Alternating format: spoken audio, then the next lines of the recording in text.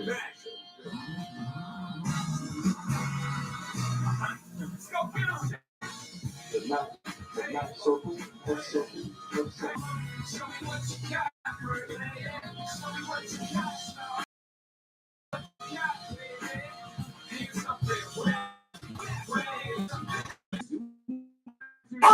the truth. I want the truth. I want the truth. You can't handle the truth. Handle the truth. Handle the truth. The Nitelifer, the night circle of sanity. Ladies and gentlemen. Well, hello, fellow students. We're back again just a week later, and the world has changed just a lot in the 7 days we've been gone. There's a lot going on, a lot we need to talk about.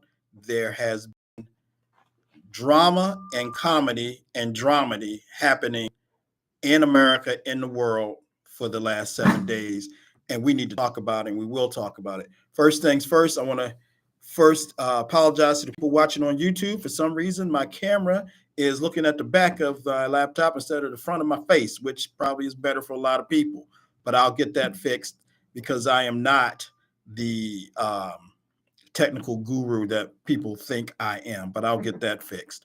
On Facebook Live, you can find us, of course, here at the Nitelifer online, Nitelifer Circle of Sanity, Rock Meg Radio, WMEG Radio, and of course, my own stream. I'm your host, Yale Beverly, and I try to enlighten a little bit, educate a lot, and make you laugh some as we go through everything. Please, the little people don't need to applaud.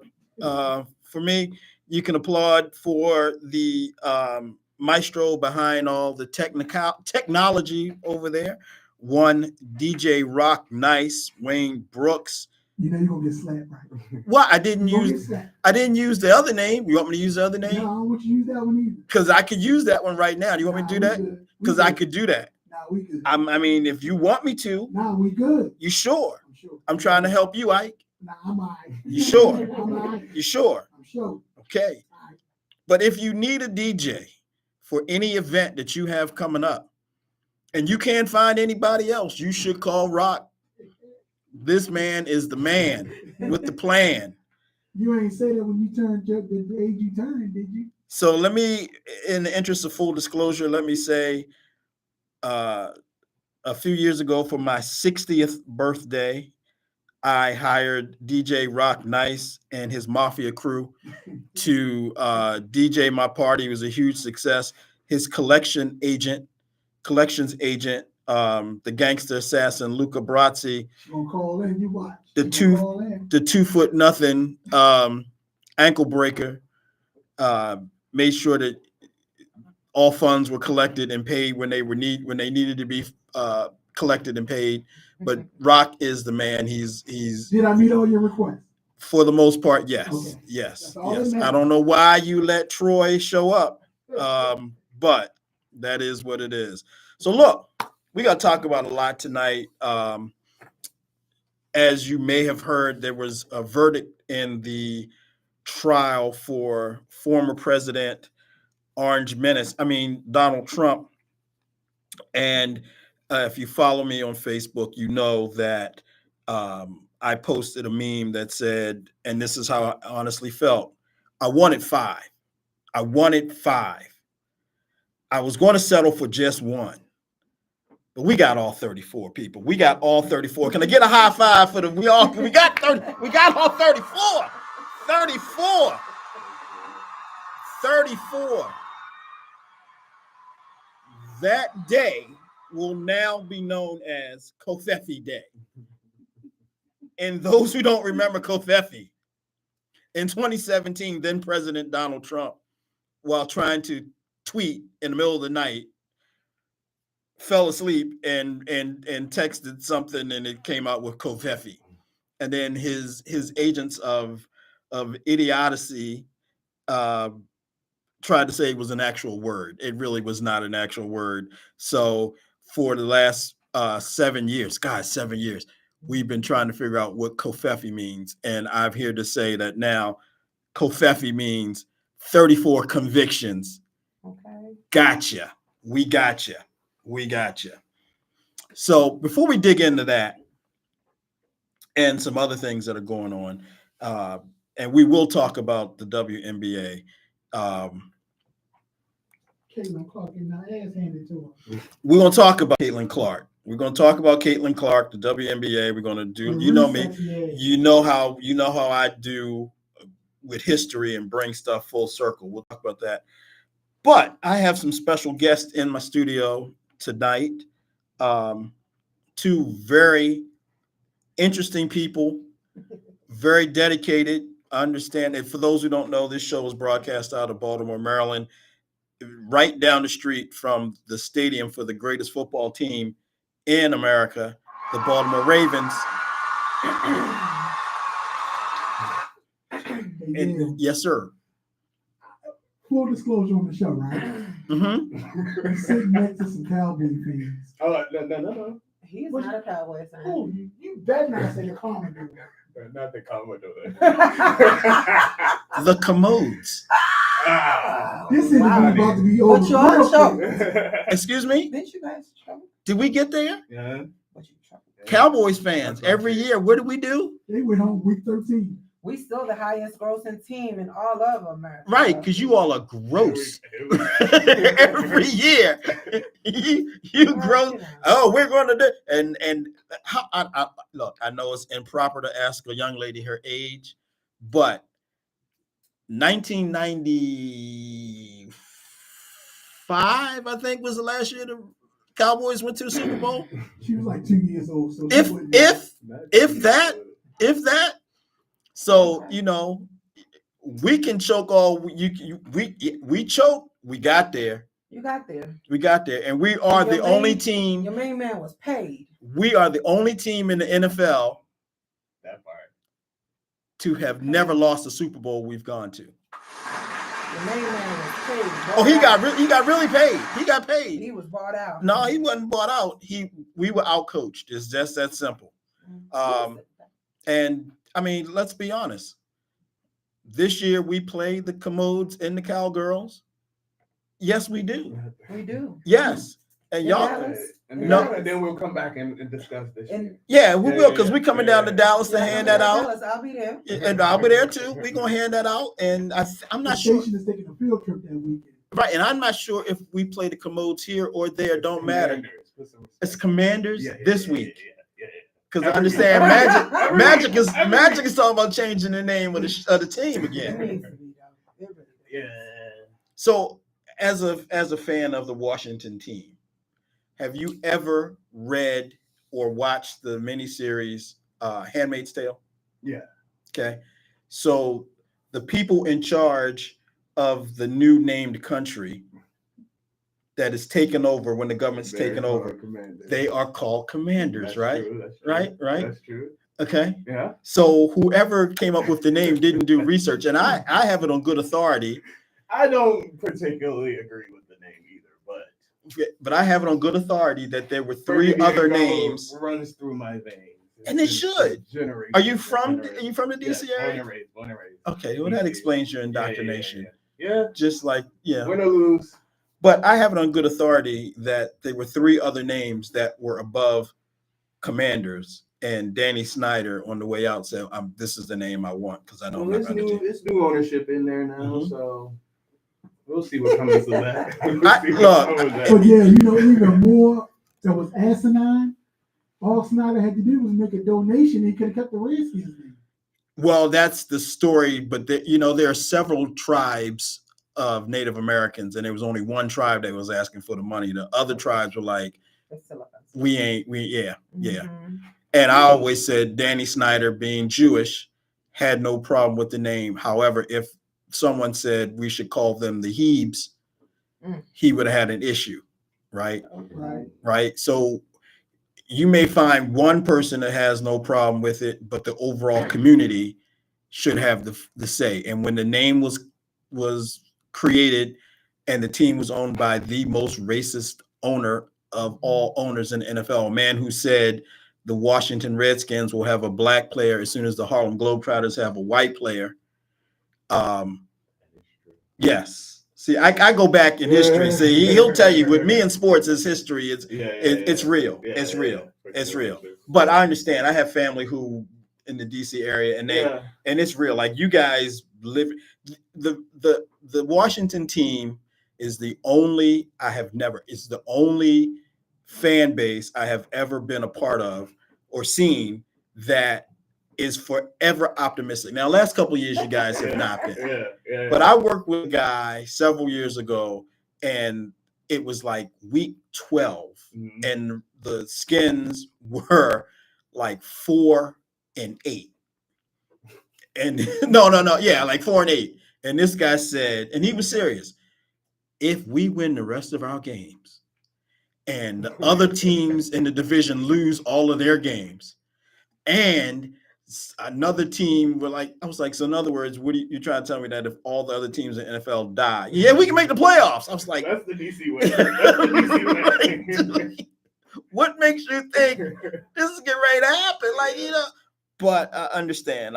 So I've talked to you people. I need you to introduce yourselves. Tell my audience who you are, why you are, and not why you're the fans of the teams you are, because you clearly you're young and don't have a good sense of reality. But anyway, so you know how we do. This is America. I'm a grown ass man. Yep. Ladies first. Young lady, we have not been introduced. Who are you? How are you? What are you doing here in Baltimore today? Tell us about it. My name is Rose, and I am 1/3 of La Rose Entertainment. And we are here to bring the DMV Adult Prom. Adult prom. I got questions. I'm gonna come back to that. I'm gonna go to the young man over here with the soft area in his head because he's got this whole thing. Well, so sir, yes. Introduce yourself. Tell everybody who you are. My name is Monty. I'm also 1/3 of La Rose Entertainment, and like she said, we're here to get people aware of the DMV Adult Prom, and we're just building a community. We're just focused on building a community of Black professionals in the DMV area who wants to have a good time, a grown and sexy time, but we're also we're going to connect it to charity as well. Okay. So there's a lot of things that we're going to have a good time, but we're going to do it for a purpose. It's all about. So it's a party with a purpose. It's a party with a purpose. Shout out to Tom Joyner with that phrase that came up, but it's real. And I know Tom didn't come up with that. But it's a party with a purpose, and we want to have a party with a purpose. Most definitely. So first off, talk to me about La Rose Entertainment. You're a third. Where's the other third? The other third, we're accountants, so it's the end of the month. Yeah. Oh, in the part okay, so people doing money. Okay. I say to close the books. I close my books a little earlier. Okay. So who came up with the idea for an adult prom? Well, we've kind of been doing the adult prom for years, just in New York City. Oh, okay. And we have grown out of New York City. Okay. And we are moving on to the DMV here, the Maryland DMV. And we just wanted to bring the spectacularness. I know it's the word. The vibe. That we brought to New York. Bring the vibes. Yes. Okay. So let's talk first things first. When is the adult prom? July 27th. July 27th. Then it will take place where? In Mitchellville. Mitchellville, Maryland. Yes. Deep in the heart of.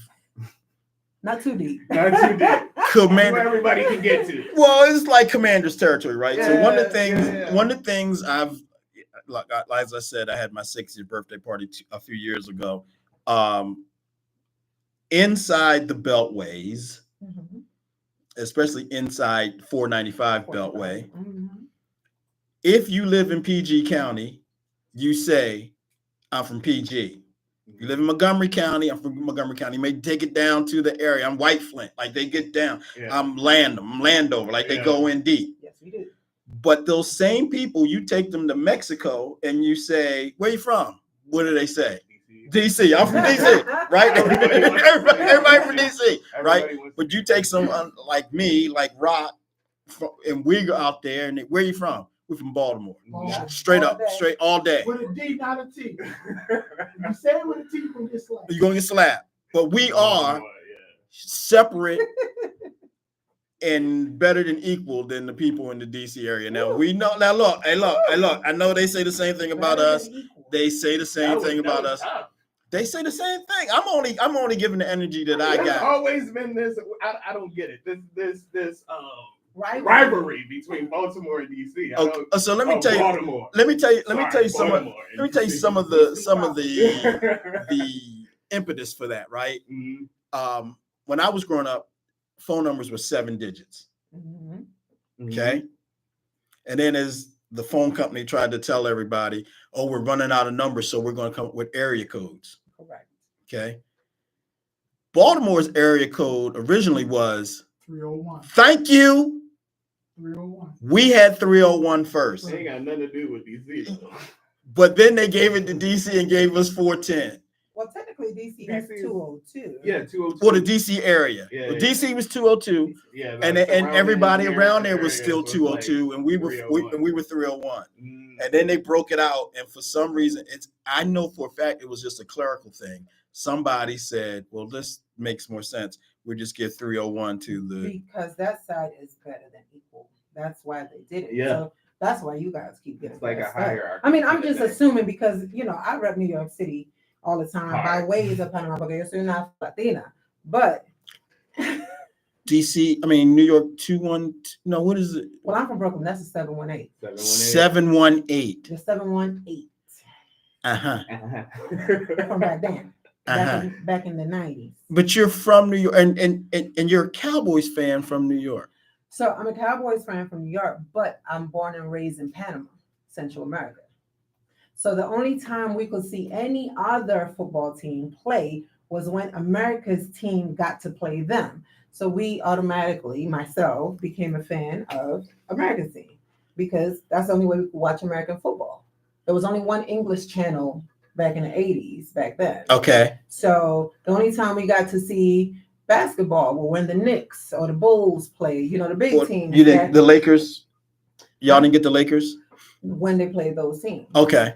So that's how, so when I tell people I'm a Cowboys, but you live in New York, I said, you got to understand the history. Context. I've been a Cowboys fan since I was a little girl.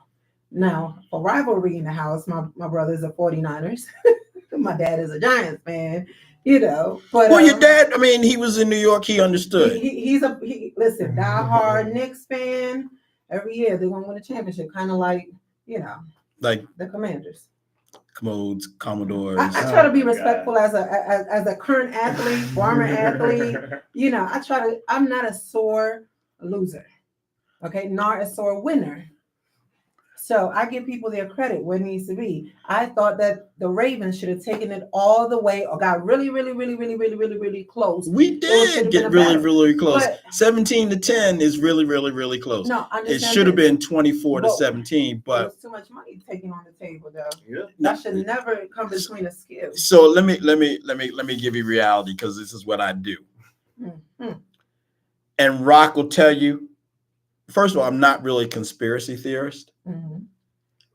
but the NFL prints money. Yes. The NFL Yes. makes more money than the Catholic Church. Yes. Okay, for real, they print Yes. money. And the crazy part about it is there used to be a non-for-profit organization until about 10 years ago. NFL, believe it or not, was non-for-profit.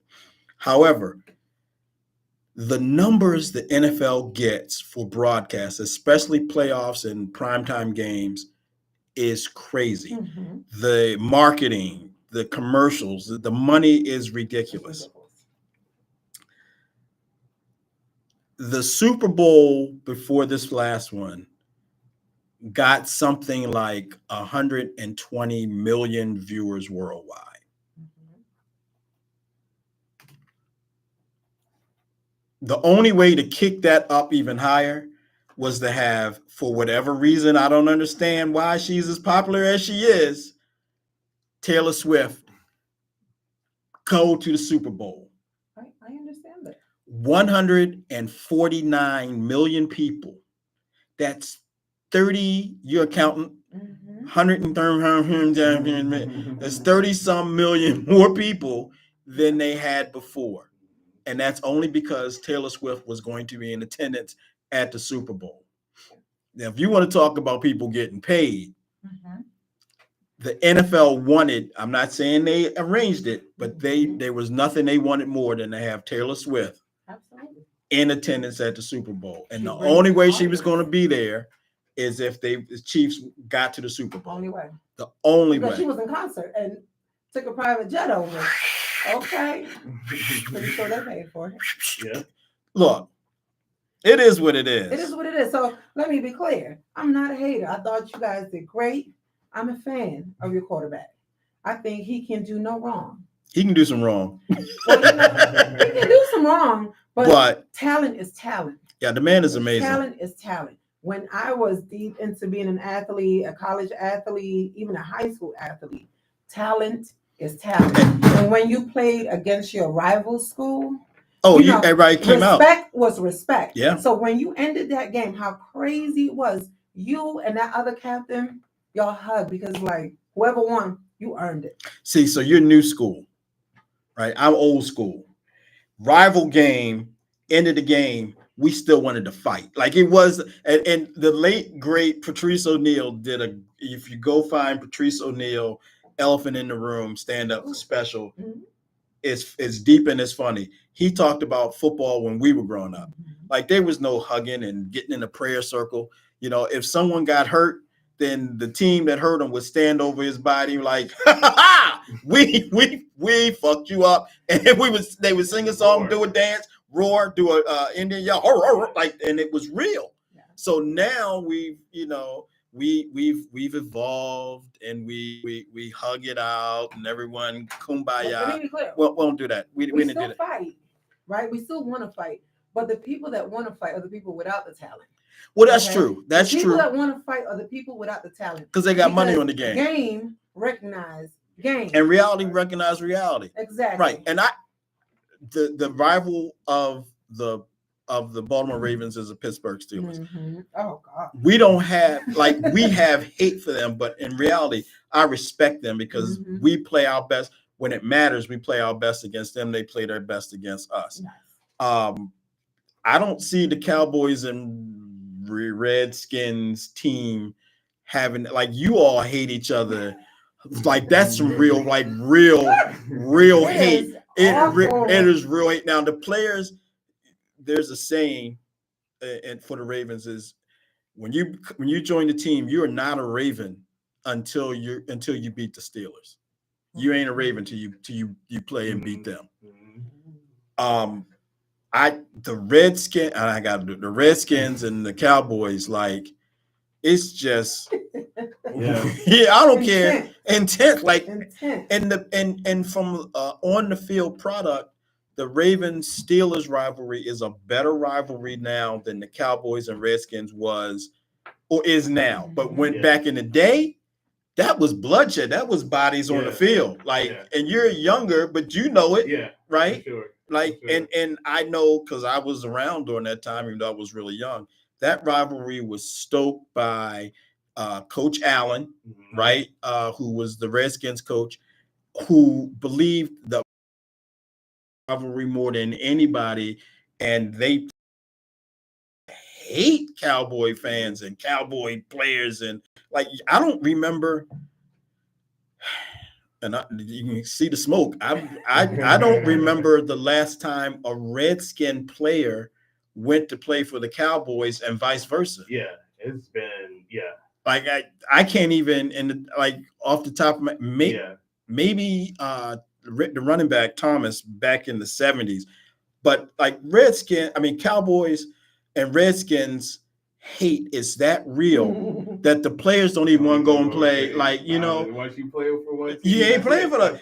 And the Eagles just got Saquon Barkley from the Giants. That would never happen with the Redskins and the Cowboys, right? well, let's be clear. I mean, the Commanders cannot afford any of our players. And apparently, y'all can't afford any of your players because CeeDee Lamb ain't getting paid yet, and he's upset. He should be. The check would have been written 3 weeks ago. You know? I don't know what's the deal with that. Well, they gotta wait for Dak. They gotta wait for Dak to I decide don't what. even know why they But bring him back. but they need to do something with Dak. So, the money is there. Jerry Jones is just it's about that time for him to go. You know, but the Ravens and Steelers, we have players that play for each other. Mm-hmm. We go back to Bam Morris played for both teams. We had Cordell Stewart played for both teams. I mean, I can just name off the top of my head maybe 5 or 6 players. Even and just now, Patrick Queen left here and went to go play for the Steelers. He hasn't played for him yet. No, he hasn't, but he's about to catch that because we're gonna find out who he is. Because I've seen Derrick Henry drag him when we played the Titans. He about to for real find out. So, but anyway, yeah, we got off on that. I apologize. I start talking football and I just get. I know.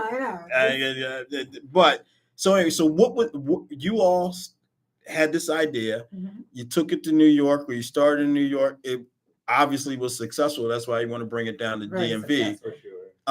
So July 27th, 8 p.m. to 1 a.m. to 1 a.m. I thought this was grown-up people stuff. This is, but we have to respect the parameters of the venue. Okay. But okay. So what's the cost for the tickets? It's $125 per person? per person. USD. American money. American money. Cash money. Yeah, cash money. $125. Yes. But it is an all-inclusive experience. Explain all-inclusive. Talk to me. We're talking top shelf, Open bar. Okay, I like that so top far. shelf, exquisite like food stations, Mhm. live entertainment. Live entertainment. Live entertainment. Who's the live entertainment? We have 3 of the hottest DJs in the country right now. We got DJ Rock Nice. I was going.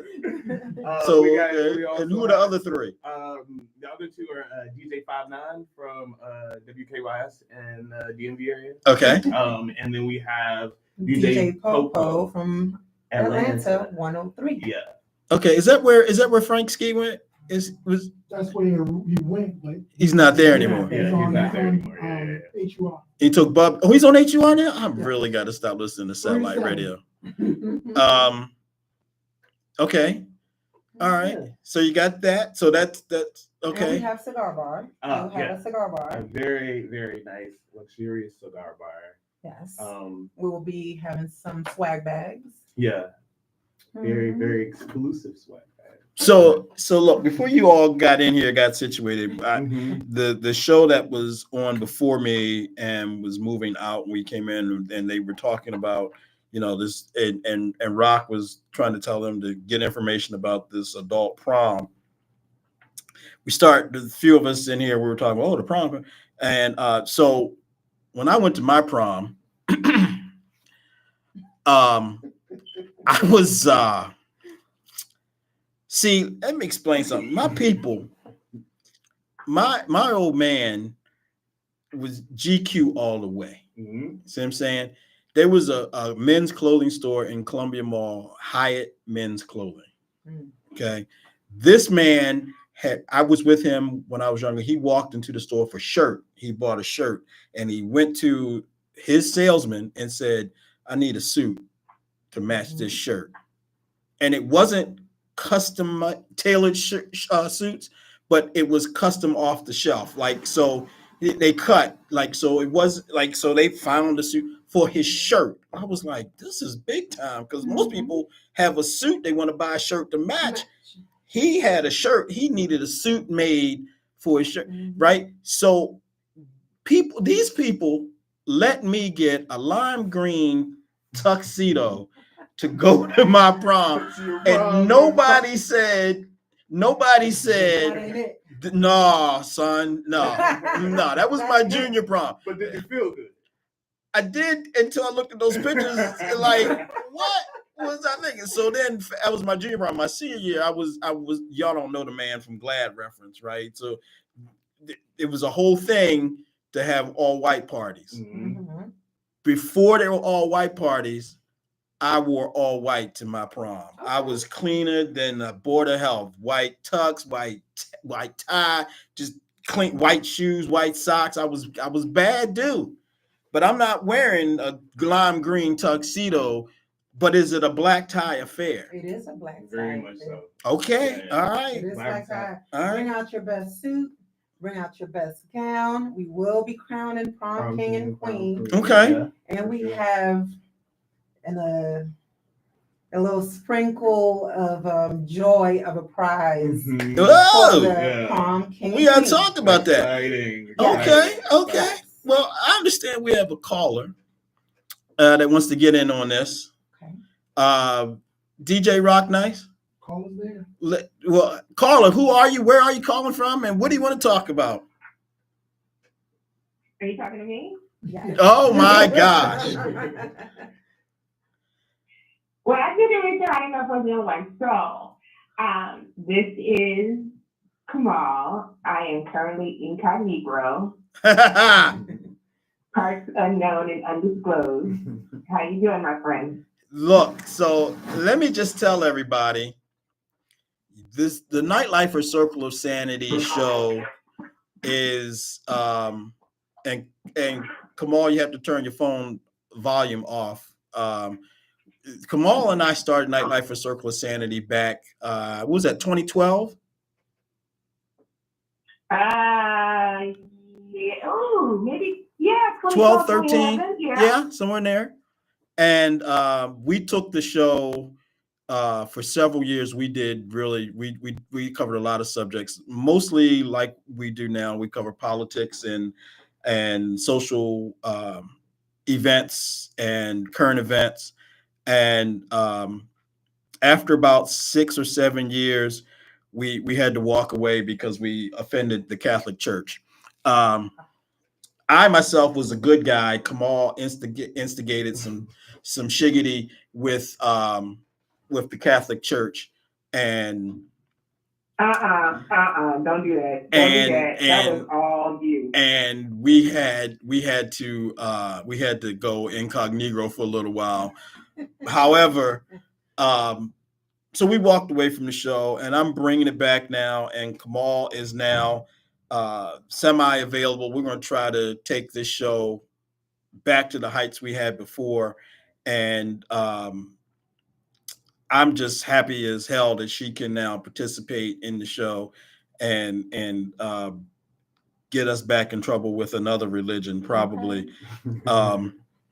But if you want to understand what happened, if you look for me, Nitelifer, on YouTube, you'll see a show called Liberace and the Popettes. Okay, look for Liberace and the Popettes on YouTube, and you'll see why the Catholic Church came for us, and we had to step away. So Kamal, welcome. I still maintain that was you because I didn't come up with Popette at all. Yes, yes, you did. No, I didn't. Did I? Yes, you did. Yes, you did. Okay, well, we both got excommunicated. But so Kamal, tell everybody who you are, please. Well. Thank you. Anyway, so moving right along. Oh my goodness. I mean, do I really have to? No, you don't really have to, but you do. Well, okay. So I am a former film critic and web designer, and my favorite title is Mommy. I've known Yale for, oh my God, I think since 2009, maybe 2008. Go back, actually, 7, I think 7 or 8. Oh, wow. Yeah. Okay. Time flies when you're not having fun. Hello. That's about all I'm prepared to disclose at this point. Like I said, I'm incognito. Right. We're in the witness protection program. I mean, you think you're kidding, but you're really not. So, Kamal, are you interested in redoing your prom experience? Can I curse? This is an adult show, and we use adult grown-up people language. And so, yes, you may curse. Okay, absolutely fucking not.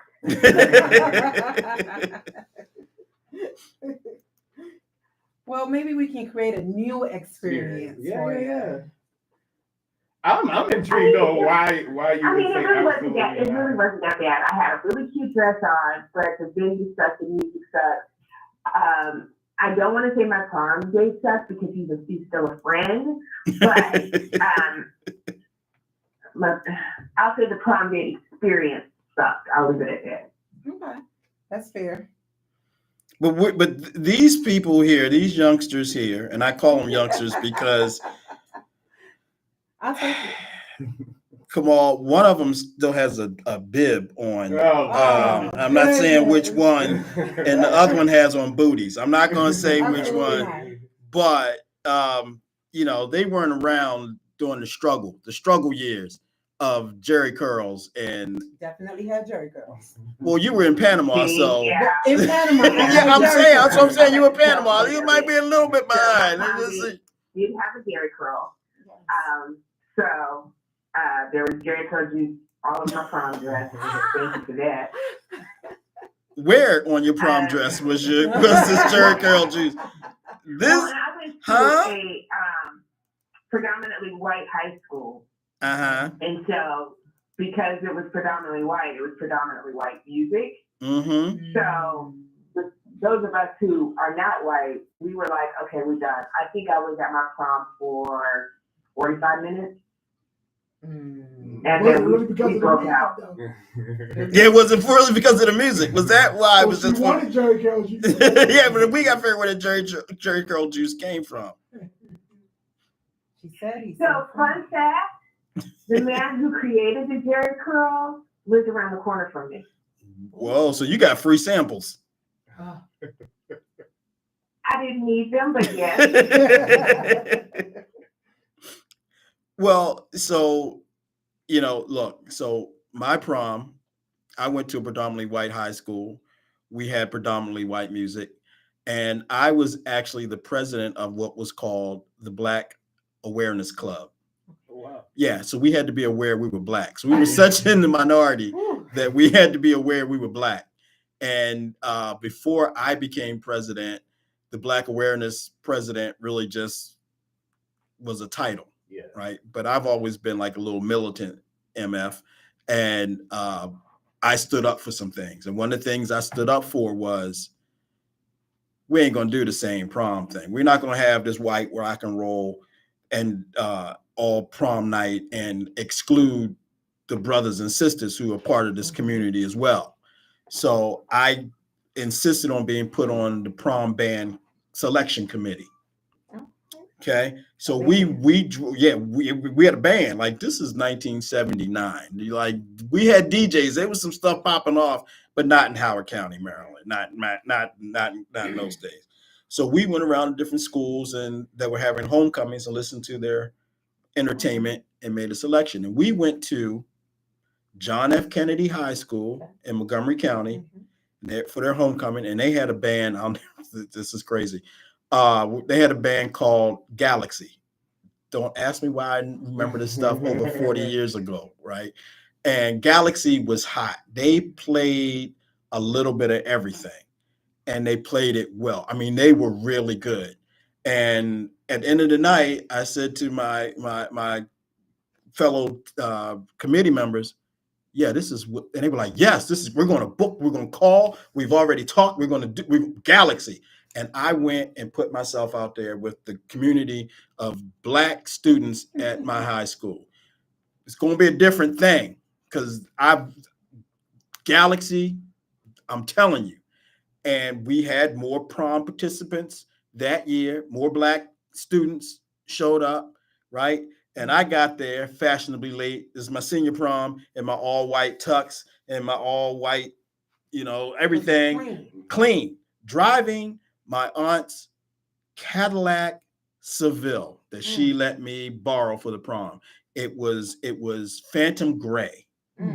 Rolled up in there and walked in, and about 40 Negroes waited for me at the door, and they were like, "Yeah, what's the problem? That ain't Galaxy." What? And I listened, and I could hear. I'm like,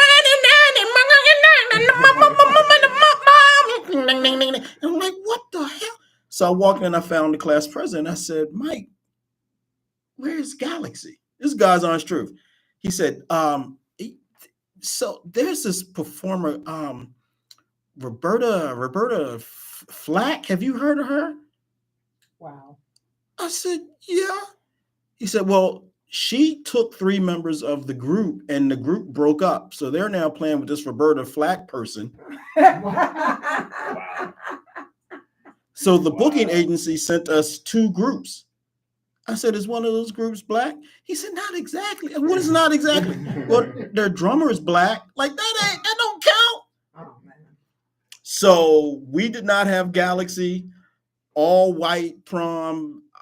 Yeah, so it did not go well. So if this prom is what you're telling me this prom is going to be, I might be interested in coming. Oh, yeah. I mean, you can get a live review from DJ Rock Nice. He attended the last prom in New York. Yeah. And I trust his opinion a lot. However, I have a feeling that as the entertainment that was probably compensated, he didn't have to spend any money. I know him to be cheap. He was not part of the entertainment. He was a guest. He paid money? He did. No. A lot of money, too. Because we had a whole VIP table. We spent a good $3,000 on that VIP table. Well, since you all on my show, I feel like it should be a room. It should be a seat at the table. In the room where it happened, right? I've seen Hamilton. I need to sit at the table in the room where it happened. Yeah, I got some records you can carry. Let's be clear, Rock. Kamal will tell you, I can sleep in a bucket. Oh, man. Can you perform magic? I can do magic. Do you really do that? Oh, that would have been wild. I can make some food disappear. Oh, no. So you have to see Key and Peele's skit on the slave auction. I think I've seen that like a while back. Yeah. I used to watch Key and Peele. Yes. Yeah. So so the uppity Negroes on the slave auction. But yeah, so 8 to 1 a.m., 8 p.m. to 1 a.m. July the 20th. See, I have a bad memory thing, so I have to repeat stuff. Yeah. So, and then I want people to understand, because there's a lot of people listening to the show who are just as forgetfulness as I am. So July 27th. July 27th. And Mitchellville, Maryland. Yes. Dressed to impress, black tie. So what happens if someone shows up with some Timbs and some torn jeans and a black tie? Let's say this. It's a very strict dress code. That's what I want to hear. It's a very, very strict dress code. Yes. It's a part of the experience. It's not a party. It's an experience. It's an experience. And we want everybody to feel included in the experience. And that wouldn't be fair to everybody else who's dressed to the nines. Right. And have somebody in Tim's like, no, sir. Not at all. Like, that is not the type of crowd we attract. That's not the type of crowd that enjoys our curation of events. Let's just put it like that. So let's talk about this top shelf experience. So to be honest, I'm gonna be real. I'm gonna keep it real. $125 per ticket. I don't think that's outrageous. If I remember correctly, and this is 1979 money, I think my prom tickets were like $45. So you want to each. So if you want to push forward 40 years, that's not that much more money. Yeah. Yeah, my prom in 2000 was 100. Your prom in 2000. In 2000. 2000. Come on. 2000. Come on. Because we don't do junior proms in New York. Yeah. Yeah. You just senior prom. Yeah, Yeah. don't. My prom was in '88. I was 6 years old. And tickets were, I want to say tickets were like $40, but I was in ASD and class vice president, so I didn't pay nothing. Well, I know you were gonna work a hookup. That's what we do. I didn't have top shelf alcohol at your prom. We had alcohol at our prom. Really? Ooh. Let me tell you something. See, y'all don't understand. When I was 18, we could drink. Okay. We could legally drink. Okay. Right? We could do that at 18. Okay. It was, you know, when I think when I was turning 18, it was up for discussion, and then they said, like, I was grandfathered in, but after me, like the next year, when I turned 19, people who were turning 18 could only buy beer and wine, and then you had to be 21 to buy the hard stuff, and then 2 years, the people 2 years after that couldn't buy anything till they were 21. Because I remember sitting at the television at 17 going, to vote. Like, they voted every year, like, to vote. what us doing now? What us doing now? And we, you know, so I was grandfathered. So we had alcohol at my prom. And there was no such thing as, you know, like, well, they were coming up with Mothers Against Drunk Drivers. Yeah. But people really, like, for the most part, if you heard about someone having a drunk driving incident, it was like, ooh, really? Yeah. Wow. Rare. Yeah, you know, Nowadays, it was all the time, right? Yeah. And we learned early, don't drink and drive, because you could hit a bump and spill it. So we drank and then drove, or then drove to drink, but we never drank and drive. We're civilized. We don't. Well, guess what? This adult prom has it set up so good that one of our packages includes transportation. Get out of here. Luxurious Sprinter for 8 hours. Yes. So if you want to get your crew together, y'all pitch in a little bit. You go from house to house, get picked up, get dropped off. Get the whole prom The experience. whole shebang, the whole prom experience. And you will have a butler in your VIP room. Get out of here. He's gonna be doing. We're gonna have Troy butlering. So we have everyone covered. If you don't want to drive, we have a package. We have a package for you. And then now there's a thing called Uber and Lyft and rideshare. You always have that option too. Right. Yeah. Or, you know, if you're going to spend $125 for a ticket, come up off of some money and rent a limo. Let's do it right. Yeah. Right. We didn't have the limo. We didn't have the limo renting option. Like you heard me say, my aunt, car. She was like, yeah, come, just bring it back clean. No and what? I said, no comment. We had a limo. Yeah, because I mean, that was my late friend Rodney, one of my closest friends in life, Rodney Fields, God rest his soul. He and I, you said your prom was in 2000? 2000. Do I even want to know? No, probably not. Okay. 2011. Shut yeah. He damn near graduated with my son. He damn near graduated with Justin. Old enough to go to I just made the age requirement, okay? Like, man. For sure. But I will tell you this. Once you get to the prom and the experience that you'll have, that will be all Monty. Yeah. Because he is the creative director, and he will put on a show in terms of for sure. You're gonna have a good time. You're gonna have a good time. It's gonna be tons of photo ops. There's gonna be tons of interactive activities, live entertainment. Like I said, like it's gonna be a great time. And the view, not to give away the event, the venue, but the view, immaculate. So what's the I don't. If we said it, I apologize if I forgot it. It's okay. It's in Mitchellville, but what's the venue? Where's the? We have not At really. an undisclosed location. I like that. I like that. Keep it secret. Keep it Very undercover. exclusive. Yeah, I got Very- you. Yeah. Okay. We're building a community With here. a view. With the view. With the view. Immaculate view. Amazing. Okay. Okay. Yeah, it's gonna be a good time. All right. I can promise you that it's gonna be a great time. All right. So Mhm. let's so we're at the prom. Mm-hmm. Okay, we have our experience happening. It's wonderful. We're there. We got people, we've told people, but there's also going to be a group of people who don't know where this is or how to get in touch with anybody. So you all have to let everybody know, how do they get tickets to this prom? What do we do? So you can follow us on all of our social media.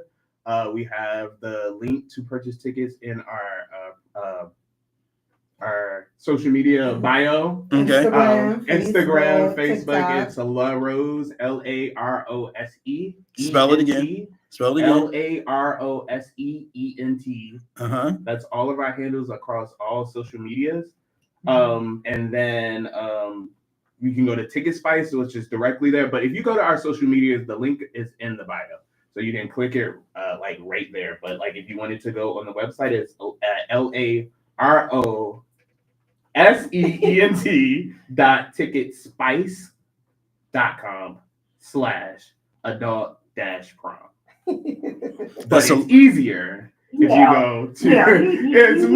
It's much easier. We had to stand in line for 17 hours.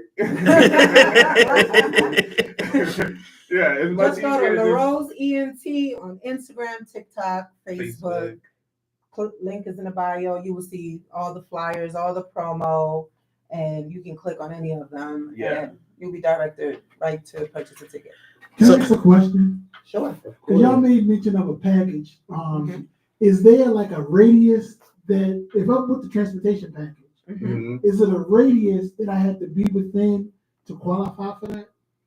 Because, I don't live in the area. I don't live in Mitchellville. Okay, so let's be clear. You can't be in New York. Yeah. Think the You have to be in the DMV.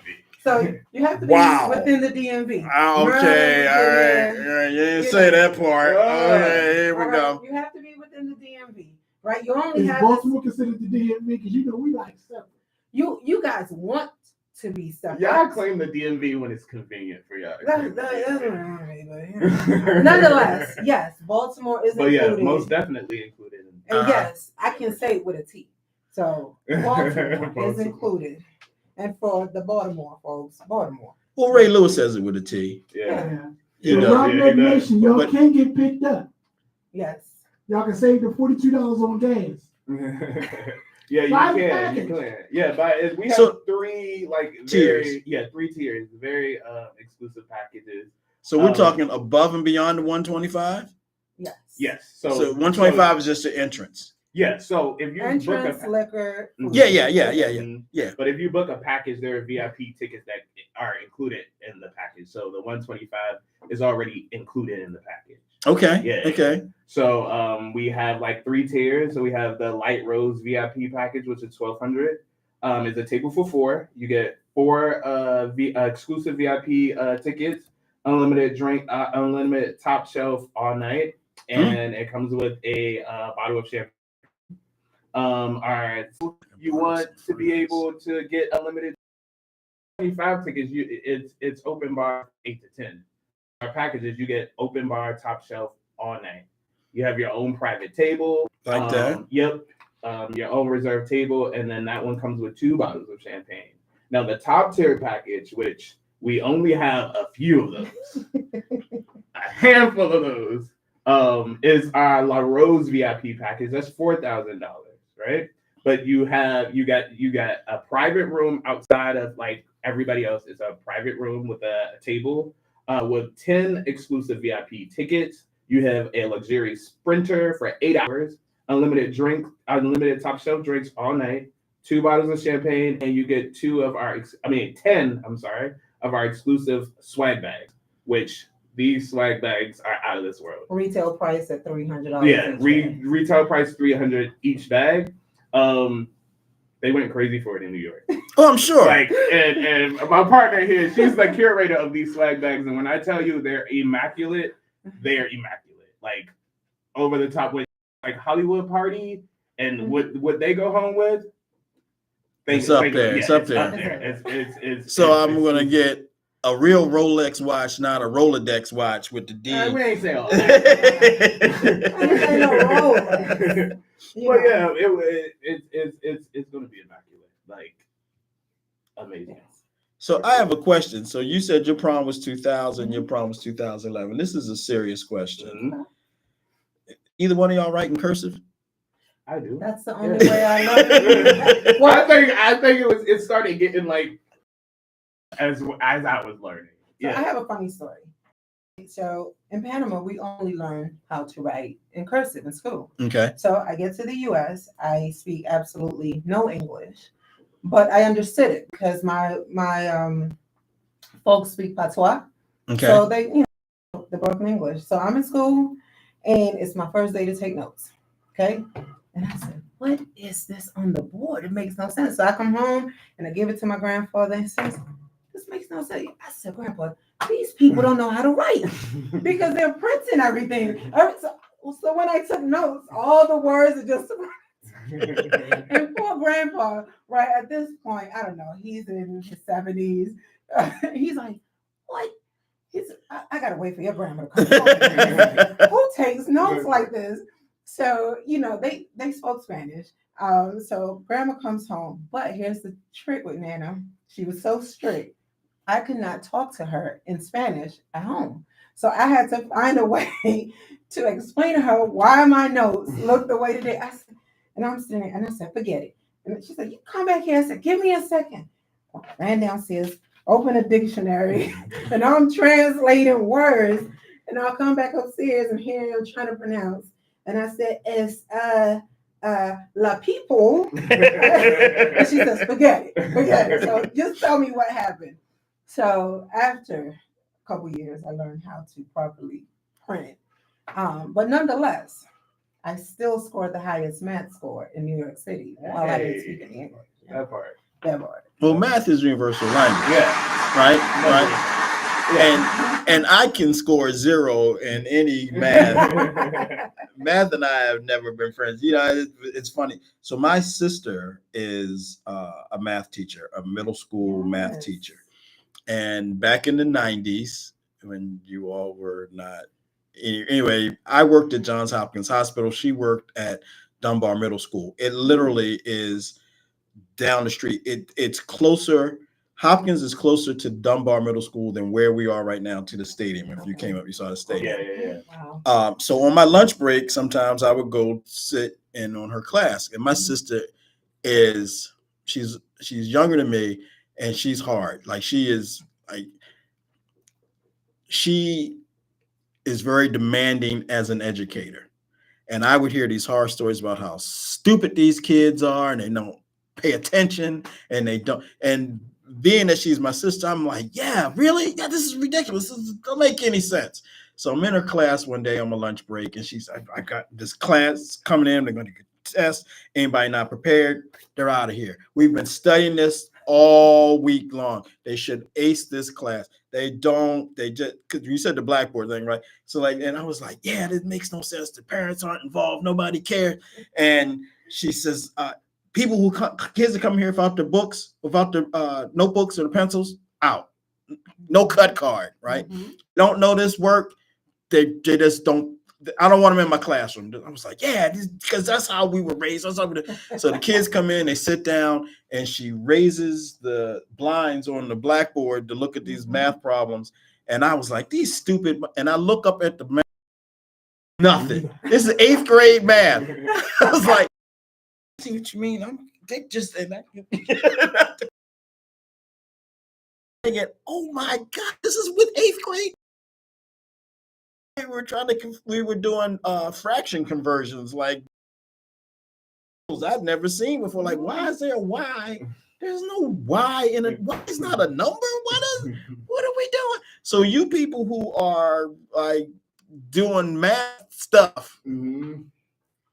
Listen, even that you Not She did not. okay. She worked in Harlem.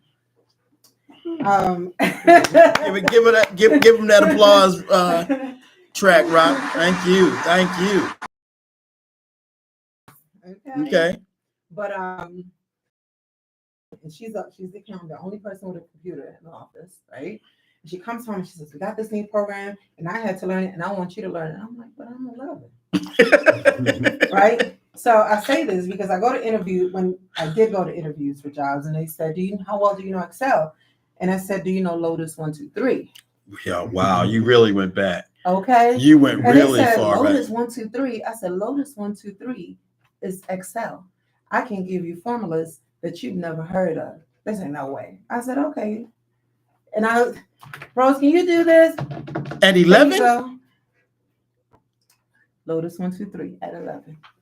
God rest her soul. I'll tell you that Jamie Foxx said the reason he cried so much when he won his Oscar, he said his mother, well, the one who adopted him, she prepared him. She gave him the tools to live life.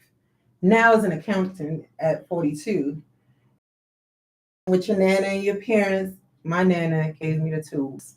Amen. Amen. Yeah. All right. Shout out to Nana. Shout out to Nana. Shout out to all nanas. Yeah, Yes. for sure. Yes. For sure. That's awesome. That's awesome. I struggle with Excel today sometimes. Like, I mean, I'm good with it.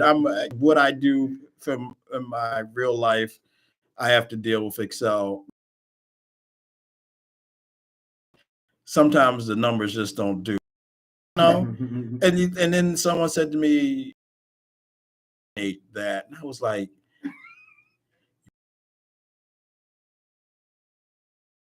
"Get on up out of here." Well, my mom will call me from Macy's. "Mama, really? I'm at work."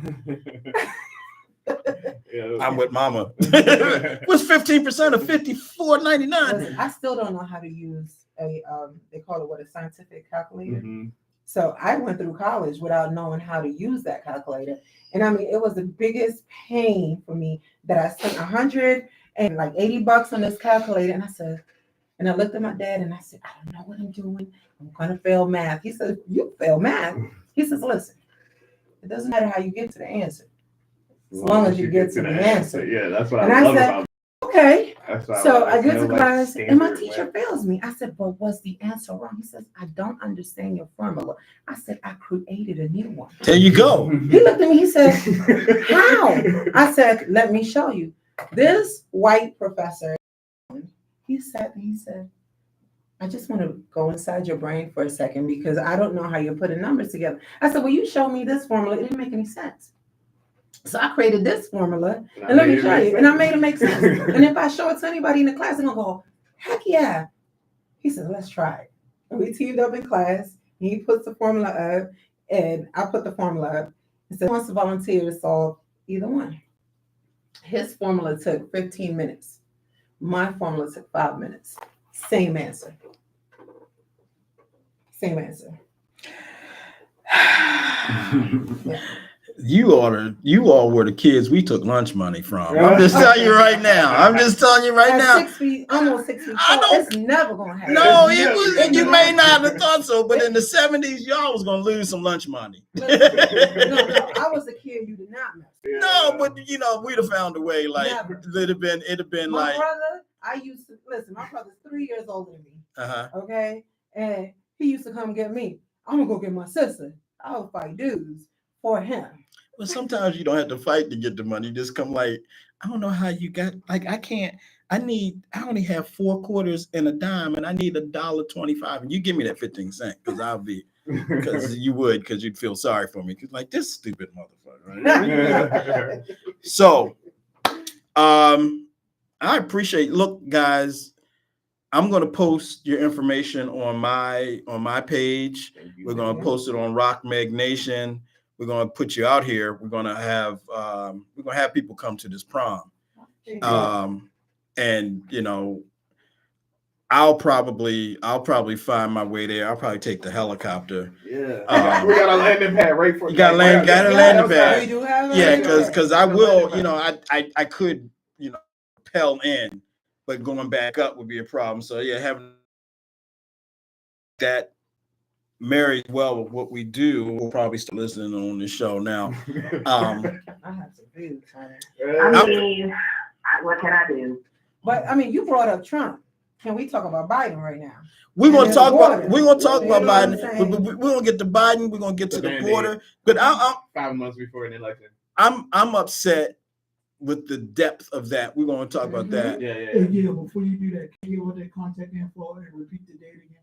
Yes. Please. So the DMV adult prom is July 27th. Y'all need to team that up.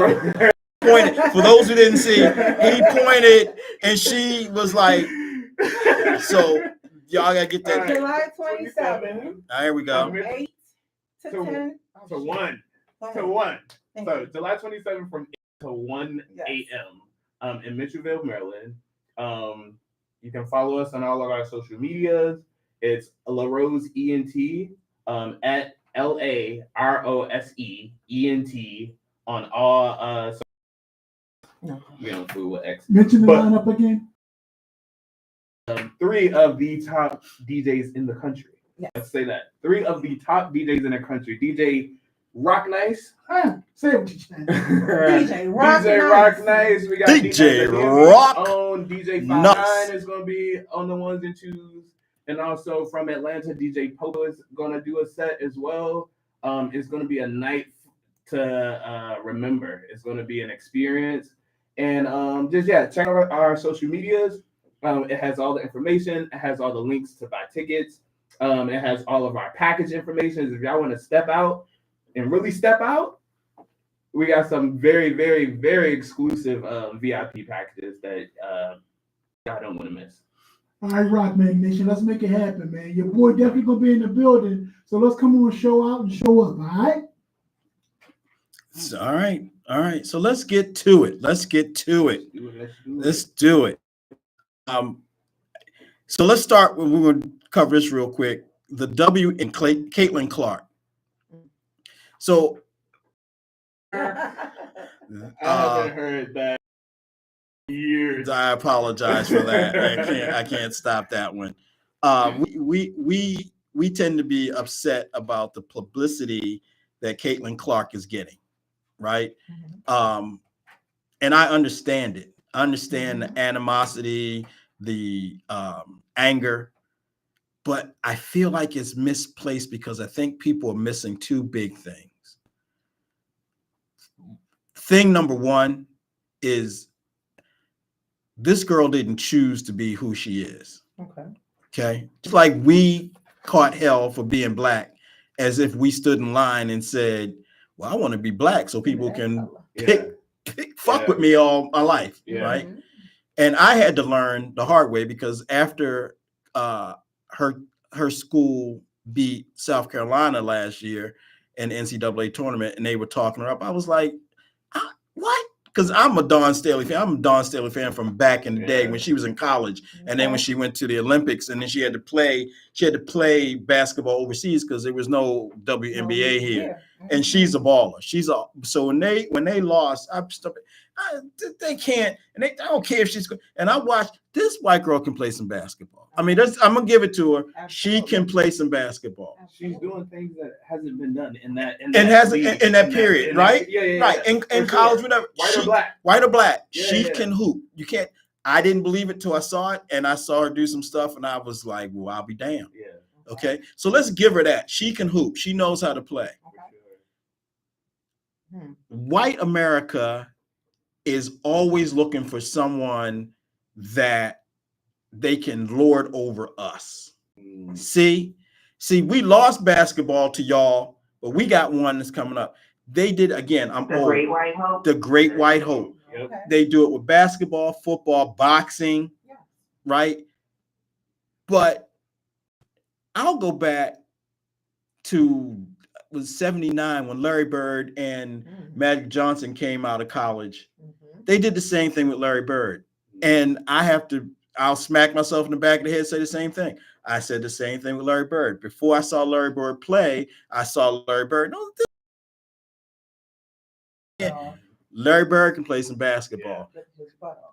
Same thing with Caitlin Clark. We can't be mad that she can play. I understand mad that she's getting the publicity, but what people are missing is, just like with Tiger Woods, a rising tide raises all boats. So yeah, she's getting publicity, she's getting notoriety, but it's bringing eyes to the league. And Rock and I talked about this on this show and other shows that are on this station. I've talked about Tiger Woods brought eyes to pro golf that weren't there before. Correct. Because those advertisers, WNBA year, and that's just going to keep going up because they're going to come to see her play, and they're going to watch her play, and they're going to watch who she plays against because she's playing. Yeah.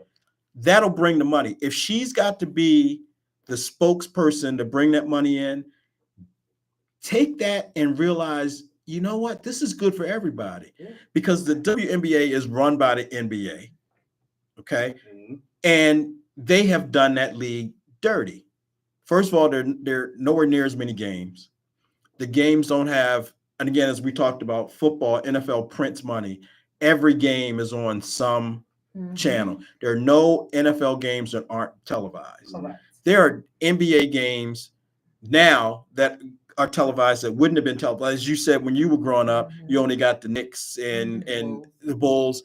Like now, every NBA game can be seen somewhere. The WNBA has, before Caitlin Clark, had major playoff games that weren't televised. Correct. So now you're going to have the WNBA has to pay attention and has to go out and get those contracts with I think they're now being shown on ESPN, and then they're going to be shown on the NBA network, right? And TNT. That's what they need. And if it's Caitlin Clark that brings that, then you ain't got to like her. Yeah. You don't even have to respect the game, though she can hoop. Yeah. Yes. But she's going to bring the eyes, it's going to bring the money, that's going to bring everybody what they need. And there's money out there to be made. You said something though. Well, yeah, if I may. You can. Here's the question I have though. Is she going to be a true ally? Because it's not just the advertising, it's the endorsement. Right, that's the money. Right. So is she going to get the lion's share of the endorsements and going to be a true ally and shine a light on players of color that, are close to just as good as she is? Is she going to use this platform to say, you need to pay us more, you need to do this? Is she going to be an ally? I know she's young, but that's what I keep coming back for. Yes, she's a damn good player. All eyes are on her. How is she going to use her platform? Because what was her name? Megan Rapinoe in soccer. Yeah. She used. Megan Rapinoe. Rapinoe. Yes, she used her platform the right way. All eyes are on me. So while they're on me, let's talk about pay disparity. Let's talk about racism. Let's talk about parity across the board, not just financial parity. So I hesitate, making her the white savior. And I see what you're saying, and I understand what you're saying, and I don't completely disagree with what you're saying.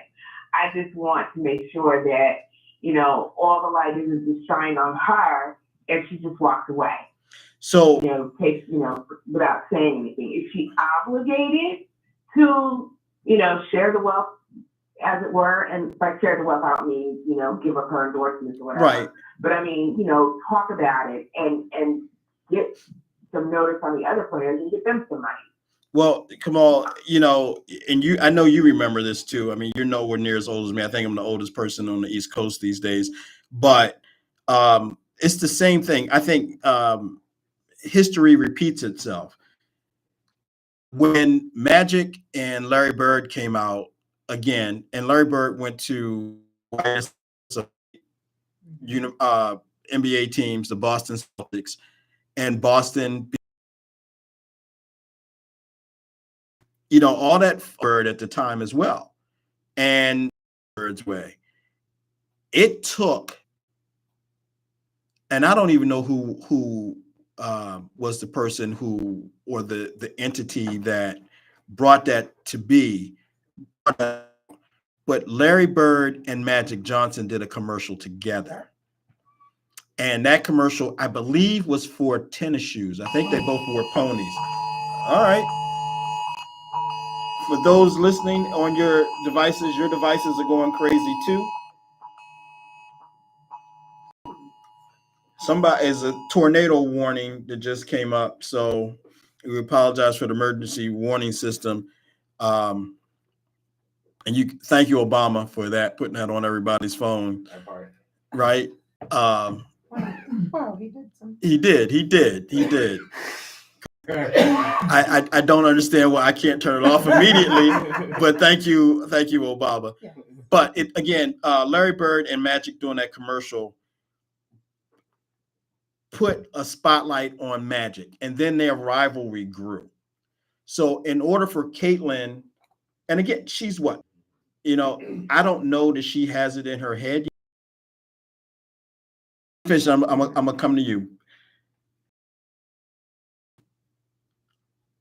A rival of Caitlyn, just like Magic and Larry Bird, then later Jordan and Magic, then Jordan and Larry Bird, then Magic and Isaiah. It's going to be, I mean, because there's some hard ass good playing black women in the WNBA, Correct. but they have, in order for that to grow, somebody's going to have to be there for her to be juxtaposed with, and that's going to grow it. It's going to be that rising tide.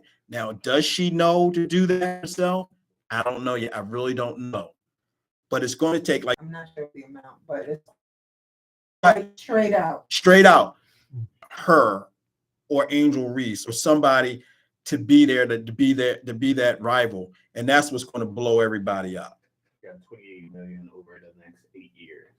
That's not bad. I mean, I'd take it. Yeah. Right. But in college, had enough press time, enough coaching, for you to be prepared. Be prepared on the right direction, right? So, like you said, back in the days with Larry and Magic and all of them, right? Once they did that commercial, then things changed a little bit, right? Mm-hmm. Well, things had changed before they even got drafted, because right, Caitlyn could do no wrong, but Angel Reese makes one statement, and then may look like the villain. She goes, right, she does this, but no one said anything when Caitlyn did it. Because Caitlyn did it first. She did it first. Caitlyn did it first. Exactly. Nothing came about it. Nothing came of it. But once the Caucasian young lady got, as we like to say back in the day, dissed, right, by Angel Reese. Now it's a problem. Now Angel Reese is the villain, right? So what I'm saying is Caitlyn has the power and her team to turn this around in her favor, like you said, and say, okay, let me use this as a platform to bring awareness, not just to myself, because I'm not the only great player here, because Angel Reese can go toe-to-toe as she did with Caitlyn, right? She's not the only white player that is as great as she is. There are others. There are other Angel Reeses in the league now, right? What I'm saying is she has not done one single interview, stood there straight up and said, look, I know I'm going to be the guinea pig, but I'm not going to be the last. This is what needs to happen, XYZ. It doesn't happen overnight. But she goes into every press conference like, oh, poor me. They're beating me up. Oh, my gosh. America loves that, excuse my language, that shit. Okay? They love, look at Tom Brady. He came back. Yes. White man. Right? White man. Right? So everything is, I'm sorry, I'm very blackity black. So when we want to talk about sports and athlete, if you're gonna be the great white hope, right? Come in here and do the right thing. Because listen, we have experienced a whole lot of shit, and we are still an oppressed set of folks. Right. So come in here and use the platform created by us, right? And give us our credit.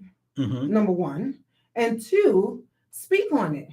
So they're not just coming to watch you; they're coming to watch everybody else. You're not the only great.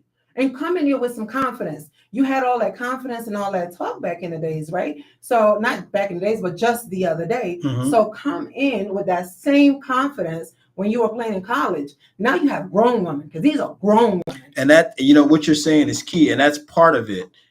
So another part of it is Caitlin Clark went to Iowa.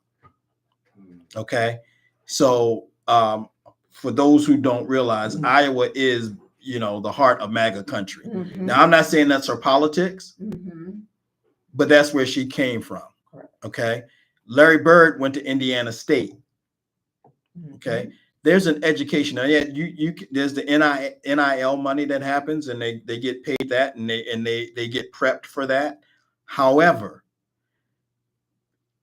you know how we are so short-minded memory, and you know, as I said, I have my memory issues, but we are so short-minded memory. Before Caitlin Clark came up, what was the big story in the WNBA? What was bringing eyes to the WNBA? Brittany Griner. Thank you. And the reason why she went over to Russia is because they didn't pay enough. Right, Yeah. right. Yeah. But eyes will come into America, except for MAGA,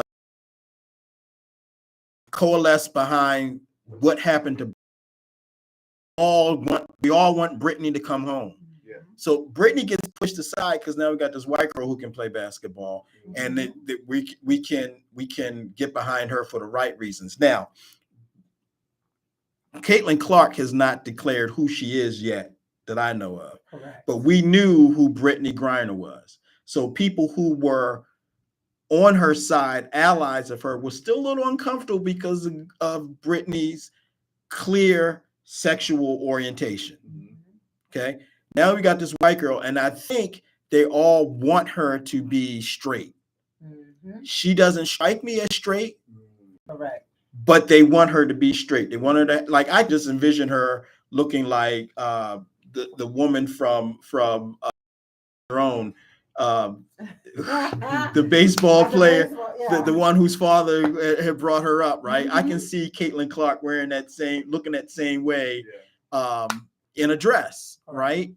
But we're gonna find out. She did look very awkward at the draft in her little outfit. She did look very awkward in the draft. Like, who put me in this outfit? Right. But the other thing I would say about that, well, about Caitlin and the whole WNBA thing with this, when she got to the WNBA with all the hype that was put on her, I never heard her say, "I'm coming in here to set this league on fire." And I think that was put on her, and she never said it. And then she learned that there's some serious grown-ass women playing professional basketball who were not making the money she was making in college, because it wasn't there when they were in college, and they're not making that money now. And she's getting schooled. She scored 3 points the other night, right? She's learning the hard way. So, and it's going to take someone on her team to take her under their wing, and show her. I'm not saying it's going to happen. I'm not saying it's not going to happen, but I can't judge her yet until I see who she is.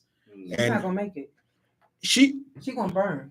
She's going to burn if she continues on the path that she's on. She is going to burn. Well, there's going to either make her or break her, right? And it's the same thing with any, and my whole thing is more football. Any NFL player comes in, they get a hard lesson. Every rookie, I don't care who they are, when they're drafted, what team they go on, they always ask them the same question during the summer, start of the season. What is the biggest change between college and pros? And they all say the same thing: the speed of the game. I didn't realize how, and we got people with more than world-class speed say the speed of the game. WNBA, it's just like with the NBA, it's a different type of basketball. When I've watched WNBA games, it reminds me of basketball from the 80s and 90s. Those hard checks, those hard fouls, they actually play the game the way I remember seeing the game played. She's either going to be made or broken, and I'm here to see it. But either way, it's going to bring more eyes and more money. It's already bringing more eyes and more money to the league and these players. They're all going to benefit. They're all going to benefit. But we're sitting here talking about Caitlin.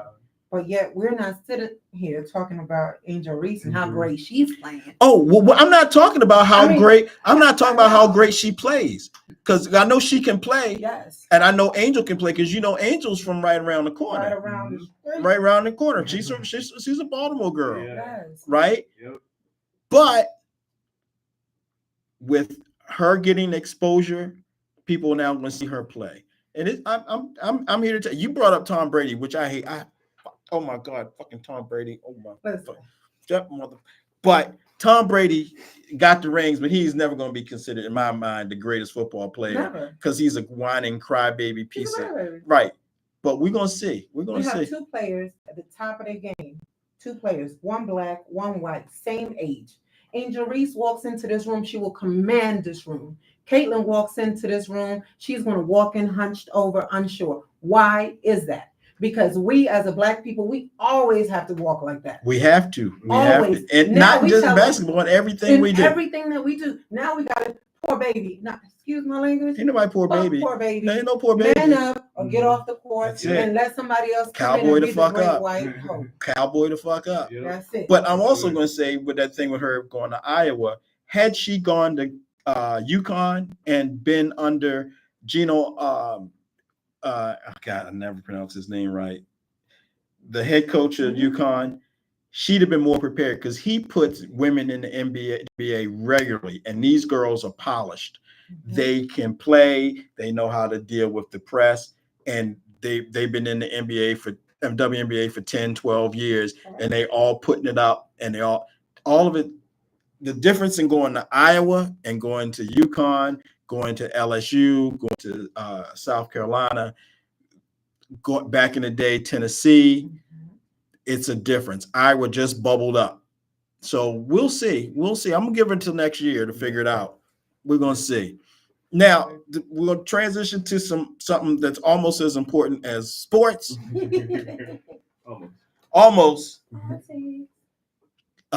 Rock's former president, Donald J. Trump. And I call him Rock's president because if you notice, the complexion is real close. Yeah, right. The only thing is that Rock doesn't pay for his complexion. No, right. He came with it. I mean, I don't think he's been skin bleaching like Michael Jackson used to do or Sammy Sosa did, but it's kind of close. Kamal,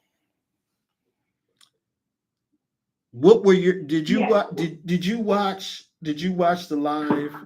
Did you watch the live reading of the verdicts? Fuck Trump. That part. I like it. Yeah, you know what? I mean, you know how I feel about Trump. Yes, I know. From another mother. Yeah, I mean, I did watch it, but it was a little bit too much. They were like, on count one, on count two. I was like, y'all, come on now. But I am glad that it was covered. I was sad that there weren't going to be any cameras in the courtroom because I wanted to see his face fall and crack on the ground. I'm not keeping my hopes up, right? I believe in the judge. He's been keeping a tight courtroom. But just the logistics of throwing his pasty ass in jail, I just don't think that our justice system can handle it. Well, I really don't. Right. We try to seek a service. So I'm anticipating he'll be fined and get a slap on the wrist. Correct. Me too. Yeah. So I don't have any illusions that he's going to spend a day in jail. I don't have any illusions that he'll be put under house arrest. What I do know is last Thursday was Kofefe Day.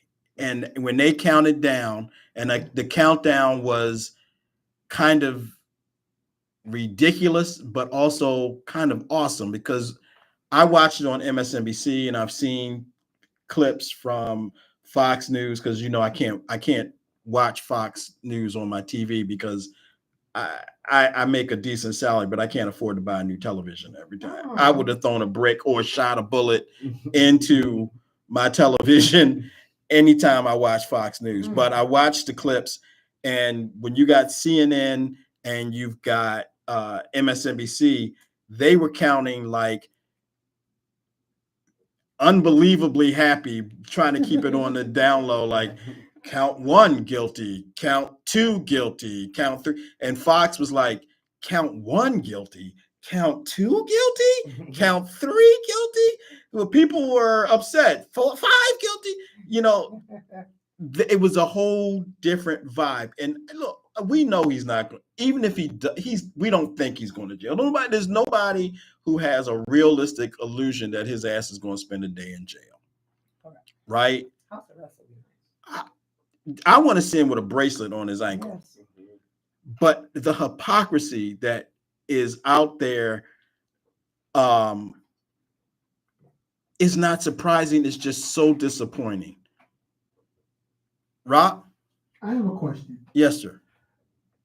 Since he is still allowed to run for president, if for some unforeseen reason he does win the election, can he pardon himself? No, because this is a state trial. This is a state charges. He can only pardon himself for federal charges. But I thought these were felonies that he was convicted of. Felonies and federal are 2 different things. These are state federal felony charges. So this is not a misdemeanor. This is a felony. So it's still state. It would take the governor of New York to pardon him. Mm-hmm. Okay. And she's a Democrat, and she's not doing it. And the same goes for Georgia. Yeah. You cannot get out of those state charges. The only difference is Georgia has a Republican governor, and Georgia is trying their best to get Bonnie Willis disbarred and kicked out. So the jury's still, no pun intended, the jury's still out on Georgia. Yeah. But let's look, I mean, what bothers me is people.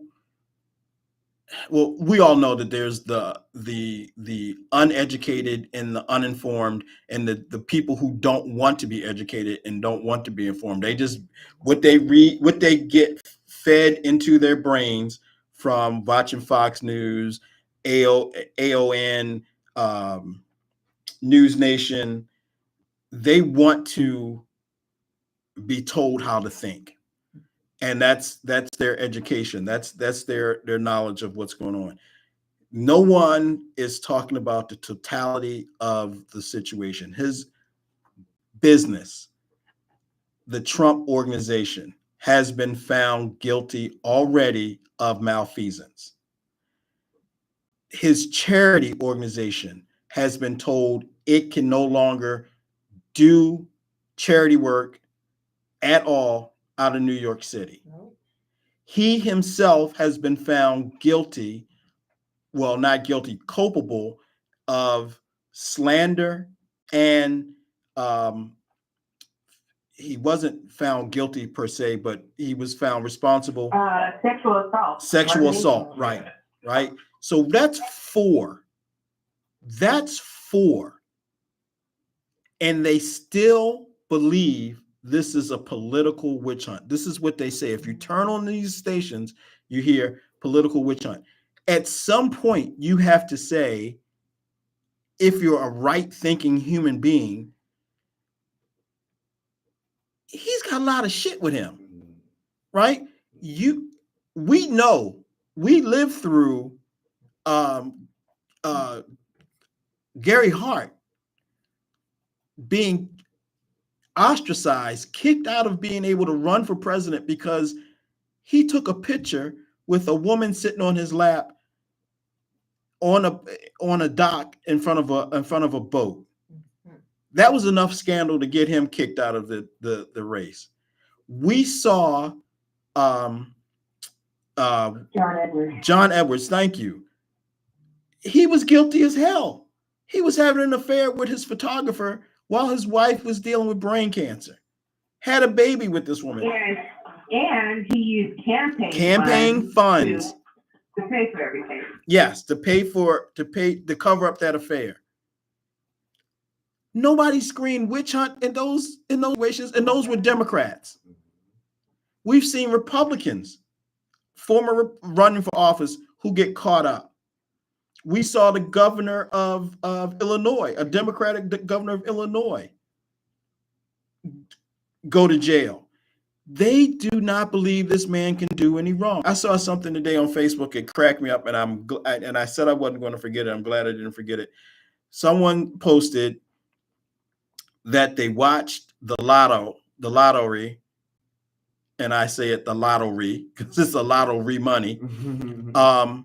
They watched the lottery, and none of their numbers got picked, and it's not fair because they had really good numbers.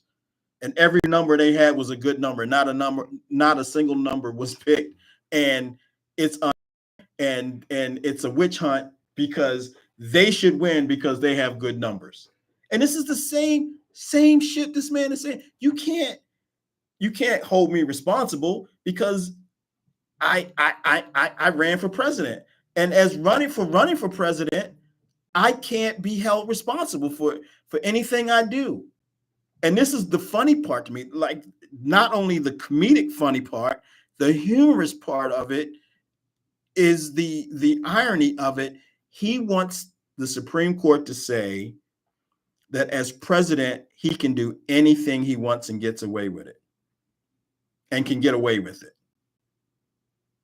But he doesn't want Joe Biden to have the same power. He doesn't want Barack Obama to have the same power. He's a crybaby, but you know that the Supreme Court will. He handpicked. He stacked the court. He stacked the court. These people sitting in this room with me right now, with Thomas and Alito are so corrupt, completely corrupt. And they won't recuse themselves from any Trump matters, and they're in his pocket. These people who are so young that will be my age before the court turns over again. Mm-hmm. You two will not see a difference in the Supreme Court if Trump is elected this time. Ever. Because he's putting young people on the court. Yeah. I think Kavanaugh is younger than me. I know the blonde ditz, whatever her name is younger than me. So they'll sit on the court for 40 years. Yeah. Right? It's wild.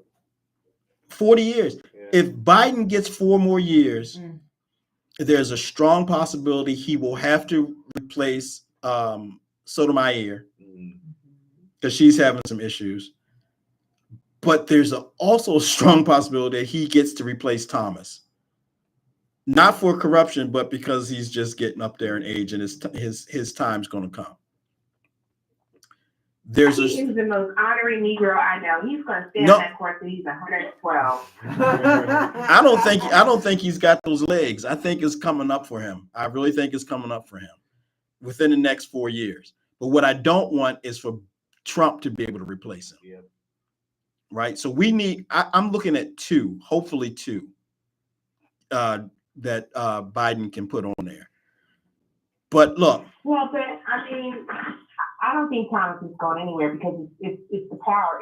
Have you seen the documentary on him? Yes. I remember watching him on 60 Minutes when 60 Minutes did the thing showing him going across the... They called him ABC, America's Blackest Child. But he's too close to power. And he's soaking it up. He's getting money from his benefactors. He's not going anywhere as long as he has that power. He will have to have a heart attack and die at the table. He's not leaving of his own accord. Well, I'm not saying he's leaving of his own accord. And neither is Alito.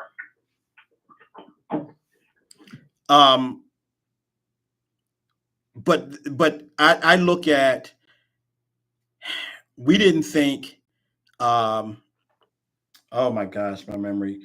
What's his name that died in office and Obama wasn't allowed to replace him? Yeah, I know what you're talking about. S. What was his name? It begins with an S. You know what? Old people problems. Right, right. You guys, everybody's here like it was Scotland, something Italian. I know they stole that Merrick Garland, right? Yep, Merrick Garland should have been his replacement. Yeah, but he died in his sleep. Yeah. Right? Mm-hmm. Damn it! It was just there a second, and it was gone. But it could happen with Thomas, is what I'm saying. You get to a certain age, and nothing is guaranteed. Same thing with, and then we can talk about age with with Trump and Scalia. Obama. Scalia. Thank you. I knew it was Yeah, Italian. yeah. Scalia. I knew it was something that sounded like a venereal disease. Oh my goodness. I got a little Scalia going on. It'll be all right as soon as I get some ointment. RPG should have retired. She was being stubborn. Yeah. She was being really stubborn. Yeah. She should have retired. She should have. Yeah. God rest her soul. She was an awesome woman, though. Yeah. And the one who retired under Trump, Kennedy. that was shady. Was it Stephen? What was his name? Kennedy. It was Kennedy. Yeah. Kennedy Oh, retired. yeah. He retired because his son Yeah, but you know his son. There was probably was on the board of his son. Deutsche Bank. Yes, and so they were coming for Deutsche Bank, and so he took the way out so they wouldn't come for his son. That's the rumor. Yeah, I mean it was documented. It was there, but of course it wasn't investigated while Trump was in office. But look, one of the last things I want to say about that is the stupidity of the hypocrisy. Right? You have Trump people saying the election was stolen. People who came to Congress on the same ballot as Trump lost in 2020 are saying the election was stolen. If the election was stolen, how did your ass get elected? Right? America spoke, and now their talking point as you said, the border. Right? So what do we know about the border issue? The border issue is there was a plan in place, a bipartisan plan in place to address the border issues, to get more guards for the border, to get more security wrapped around the border, and Trump had it killed. More judges there. More judges there, more processing, right? Yeah. Which is what this executive order is really going to do for the most part. There's some like stipulations. No, yeah. There's a lot, and there's some things with children, unescorted children. There's a lot, but this is what he has to do politically because Trump pulled this Trump card of pulling that away, so they can say he failed at the border, and now Trump can come in if he's elected and reap the glory of it. Do whatever he wants to do with it, which will amount to nothing because I'm still looking to see when the construction is going to start on this Great Wall. Yeah. Right. Yeah. But again, their supporters will say, "Well, Biden is too old. He's 80. He's too old. He's a racist. But he's only 3 years older than Trump. Yeah. Racist. Which one is the racist? I mean, they both are. If we want to talk about Biden going way back. I knew what you're gonna say. I need a hill. 3 strikes. Oh yeah. That's okay. So let's talk about his vice president. How many black people she done locked up? But nobody wants to talk about that. We want to make it seem like they on our side. They're not. So what I have to say to my younger people who were not here when the drug wars were going on and things were really out of hand and they didn't have a real comprehensive, for real, honest to God plan to deal with what was going on. There were black people who wanted the 3-strike rule. There were black politicians from New York. What's his name, Kamal? Charlie Rangel, who wanted the 3-strike rule. They didn't have a comprehensive plan. They didn't try to have a comprehensive plan. It wasn't well executed at all. And Biden is the face of it, but nobody fought against it. Everybody thought it was a great idea. At the time, Jamaican posses were tearing DC up. You may have been a little kid at that time, and remember Rayful Edmonds and the Jamaican posse wars. Everybody wanted a quick solution. So even though it's drugs get here. Well, look, you want to go deep? We can go deep. No. I could speak to it because 1989 through 1990, Panama was invaded by the U.S. of A. because they were looking for my uncle. His name is Noriega, the real Noriega. That's your uncle? That's my uncle. He passed away a couple years ago. Okay, in jail. So we could talk about that. Right. And who propped up your uncle? But here's the thing. Who propped up your uncle? Before he was propped up, why was he propped up? Right. For what reason? But who did it? Can you tell me the reason? Yes, because he kept communism supposedly from coming to Panama. No, and keeping because he was the canal. best friends with Fidel Castro. But they needed an inside man, and they paid him. And who paid him? But who paid him? That's my question. Who paid him? You know who paid him? Which part of U.S. government? I mean, your good old president. Which president? Say it. See. You want to go deep? Your old boy that everybody loves. No, it wasn't Reagan. It was the head of the CIA at the time. Listen, George Herbert Walker Bush. Listen, was his CIA handler. I know. Yeah. Let me tell you, because I wrote a whole paper and failed because they told me I had no sinus. I said that's my life. But you didn't put any numbers. Listen, you had math on it. You would have. No, there was no math on it. Okay, there was no math on it. But you allowed all the listen. It's the drugs. We used to call him cara de piña, which is a pineapple face, right? Because of all the pictures on his face, right? So I would tell you, Noriega, right? He was one of the biggest and best dictators because we didn't need for nothing in that country. People call us third world, but we are not, still to this day, not a third world country. Nonetheless, because he made sure, let me just say this real quick, because he made sure the money that was going through the canal that all countries were paying canal went to the people. Oh, he got his cut, but he made sure that money because every ship that goes through the Panama Canal has to pay a tax. Very high tax. And that money went straight into the people. I mean, he went in his pocket too. No. The canal still to this day is ran by the USA, although they did a whole publicity stunt. Yeah, we're not handed it back over. Yeah. Now, we could go in deep about that. But what I'm saying is, you are paying Noriega, right, to be on your pay plan, right, so that you could keep tabs on Fidel Castro. And see, they were good dictators. I said, what the fuck? Let's take their money and do what we need to do. You keep quiet over there. Let's milk this shit for as long as we can. And he brought as much drugs, okay, as he wanted. Okay? They allowed it. They didn't say anything. Now, one thing he did wrong. You know what he did wrong? He didn't play ball when it was time for him to go. No, he insulted his handler publicly. Yeah, that's what started the shits. And he said, because George W. Bush had George Herbert Walker Bush had become president. And then he said he is enemy number one. We got to invade the people there, not eating this, that, da. He's killing people. So guess what? His BFF and ally said, look, Bush, meet me over here right at Costa Rica. I hand him over. You don't even have to invade Panama. He said, all right, let's meet up. What's the time? Everybody get there. We see the setup. He says, but I need my family covered. He said, we'll cover your family. Get to the meeting spot. Nothing happens. USA, see you, Noriega. Noriega goes up, kills off that whole dude's family. Okay? Kills everybody. And a year later, we are invaded in the middle of the night. Well, yeah, that's the best way to fight. No, listen. When you can see at night and nobody else can. In the middle of the night, where my village still is in Panama. We still have a house there. The sea is right there, parts. We're going to Colombia, you're going to Costa Rica. And you hear the people, they coming through here, they coming through here. My mom said, listen, y'all got to go in the closet. I swear, me and my brother in the closet for 2-3 days. Okay, so you do not open this because they'll tell you they don't save the people.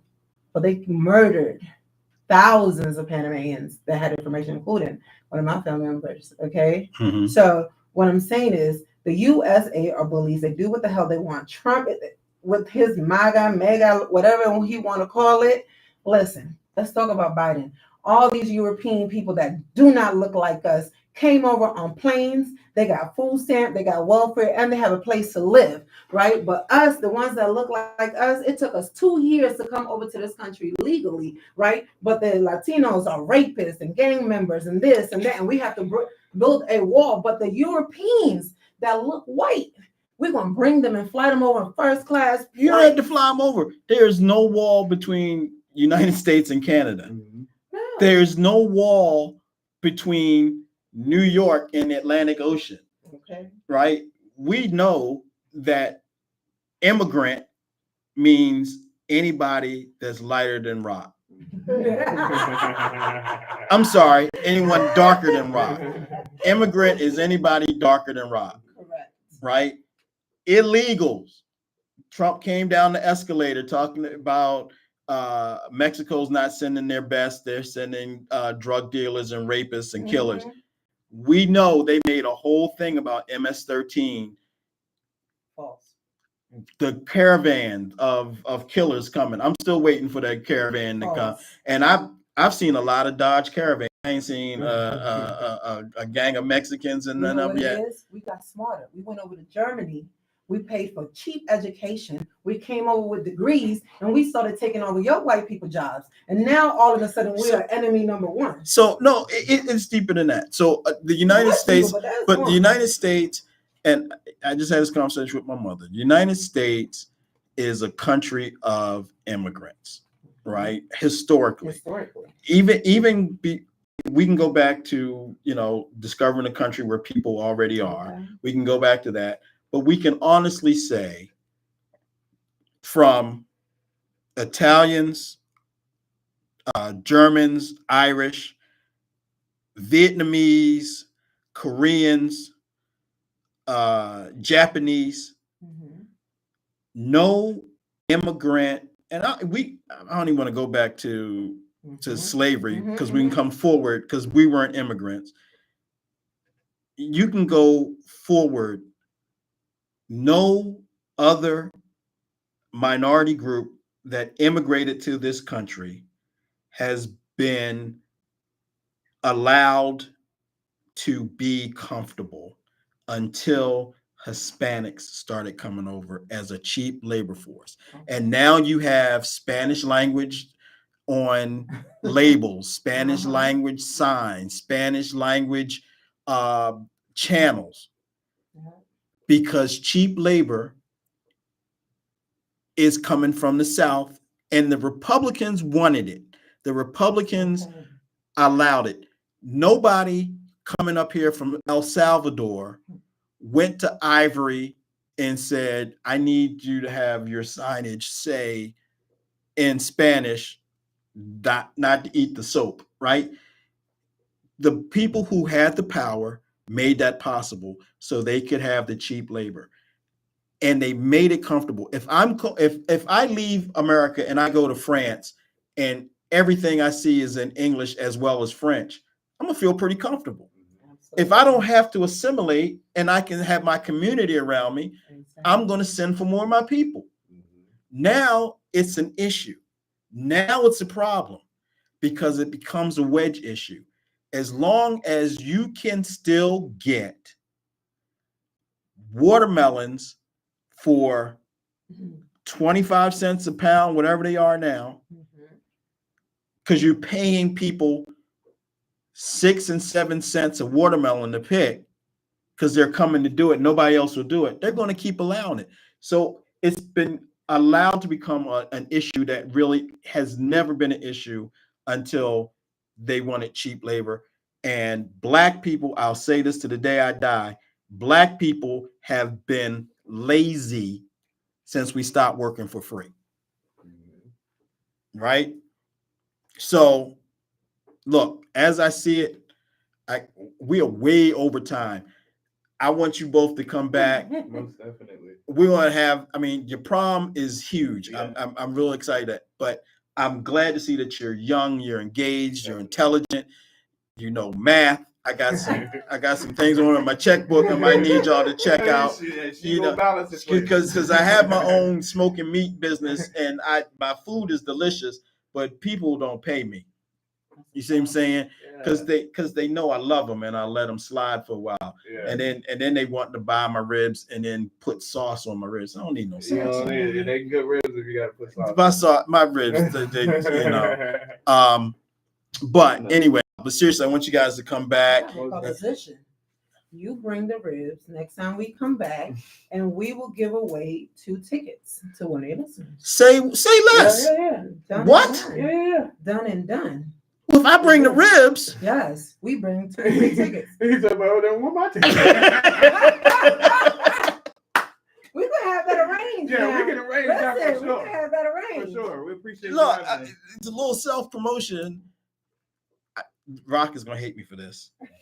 Rock is really gonna be mad at me for this. Everyone asked me for what? The brisket. I have a sale. This Memorial Day Rib Fest. And they still People, want the brisket. how much brisket can I get? Do you see brisket anywhere in ribs, right? But the other day I said, because people have asked me for beef ribs. I've never done beef ribs.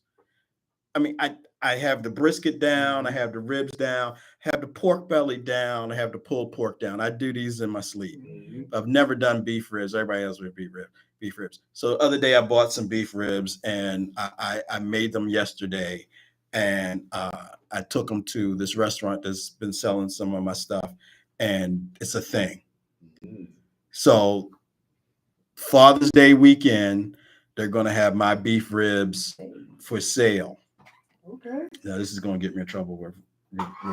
See, Rock's going to be mad that I didn't bring him any ribs. I'm sitting over here like my stomach growling. Yeah. We knew we were coming. I didn't. I'm gonna tell you what he told me. Let me tell you what he told. He said the people for the prom are coming. They're gonna be there for 5 minutes, and they're gonna say their stuff, and they're gonna go. And they're young, so you know they don't. No, but honestly, I bring food in here semi regularly. Like somebody was supposed to be on the show a couple weeks ago, and they ghosted us, and then Rock and I had to eat.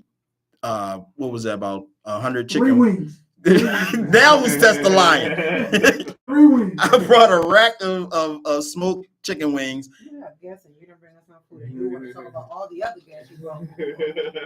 Jeez. But I knew those people, Okay. so I know they were unreliable. I know you guys rely. If you won't come through Virginia to come up here in a 2-hour commute that I used to do every 2 day. hours and 15 minutes. Yeah. Every day I used to do that. Started To out work. at 2 hours and then I the left traffic and the 4:45. drizzling. Yeah. I used to work in Reston. Okay. Yeah. I used to drive to Reston every day. Every day? Every day. Wow. Until they allowed me to fly. Like I was flying around the country, but I had to drive to Reston every day that I wasn't flying. Wow. And then I had one day, and we gotta get off the air. I had one day I drove to the office, and when I walked in, my manager said to me, "I'm glad to see you. Do you know where Towson, Maryland is?" I said, "Towson? Yeah, I know where Towson is." He said, "Good, because we have a meeting in Towson. Drive me to the meeting." I said, I just left Baltimore for an hour and a half to get here. You want to turn around and go back?" He said, "Yeah." I said, "You can follow me." Right. So I let him follow me. Right. And then we went to the meeting, and after the meeting, he was like, "When we get back to the office," I said, "When you get back to the office, you call and let me know how that went. I'm carrying my little happy black ass home. I'm not driving back to Reston tonight and then have to turn around and come back." But I used to do that. Yeah, I used to have to do that. Yeah. So, Wild. but yeah, we will schedule you all to come back. We will talk about the prom. We will talk more politics. Kamal will be joining the show soon, semi-regularly from 8 o'clock to 9 o'clock.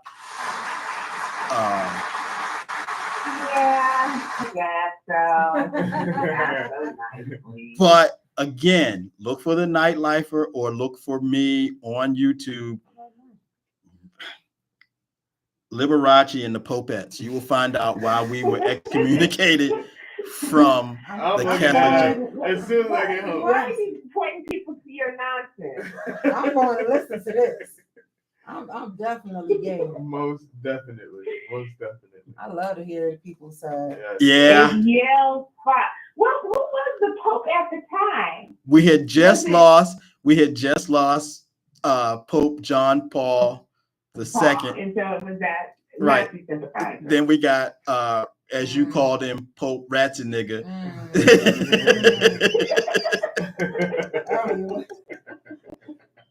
I don't remember that. But I'll own it. Yes, and then we went for we go in on the Catholic Church for a few minutes. It's bad. But yeah, have you guys come back. I'll do that. I will bring Anybody? What you got a problem with pork? Anybody got a problem with pork? This one might have. You don't like pork? I'll bring it. I won't bring brisket because brisket is a whole thing. Brisket is a 12-hour thing. Yeah. I'm good with pork. He good with pork. I'm good with pork. A contact info, Okay, contact date, me. and more info at the promise before we get out of here. Again, LaRose Entertainment, DMV Adult Prom, July 27th, 2024. Yes, sir. Mitchellville, Maryland. Yes, sir.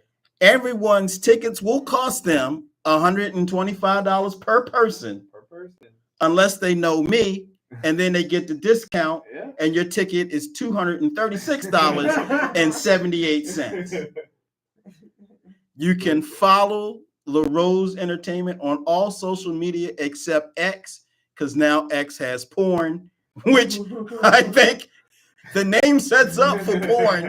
And when it was Twitter, I was told by learned people that there was porn on Twitter back then. Even when it was Twitter, it was porn. I didn't. I knew nothing about it. There's always been porn on Twitter because I saw the name Tiana Trump, and I was like, he done got an outside child. So he's an outside child, and that is not his child.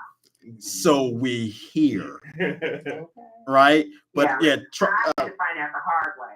Kamal's the one that told me there was porn on Trump on Twitter. I didn't know that. I wouldn't know.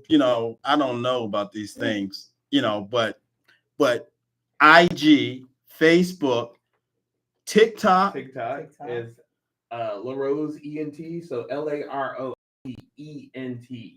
is our handles on Facebook, Instagram, and TikTok. All right.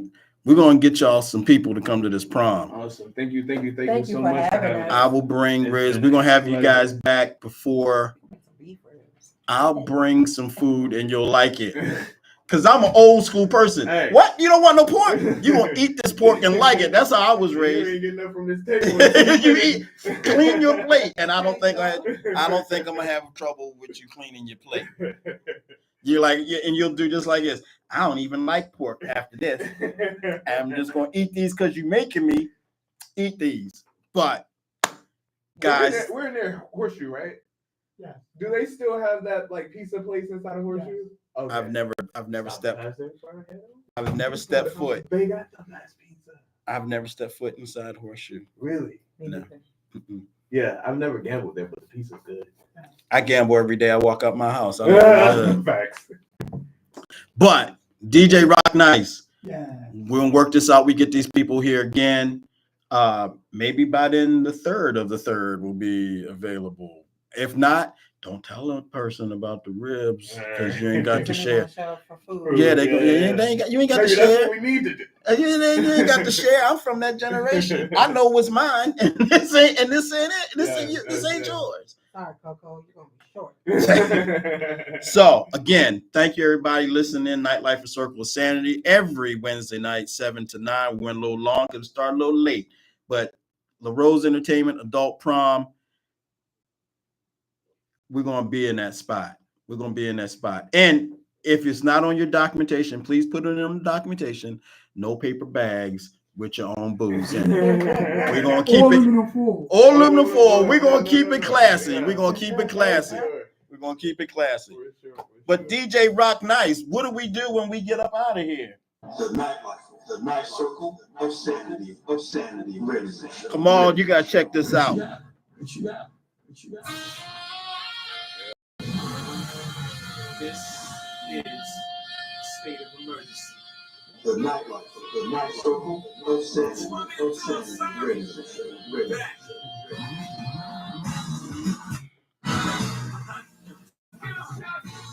The nightlife, the night circle of sanity, ladies and gentlemen. What you got, little mama? Oh, yeah. I think it was that.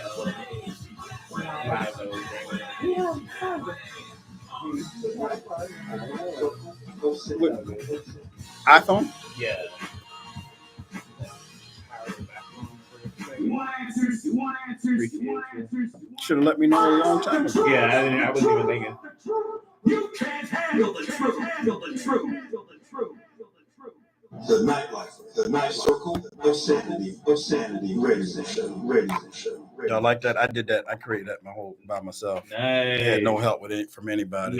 Not Mr. I'm not IT savvy. You did it all by yourself. I did it all by myself. That's what's up. The music. Hello, family. I did all that because that's me. That was me all. That was actually me on the recording. Actually. Ay, Dios mío, como tú dices mentira. See, this is the shit. That's why I'm a father today. Let me tell you something. This is God's honest truth story.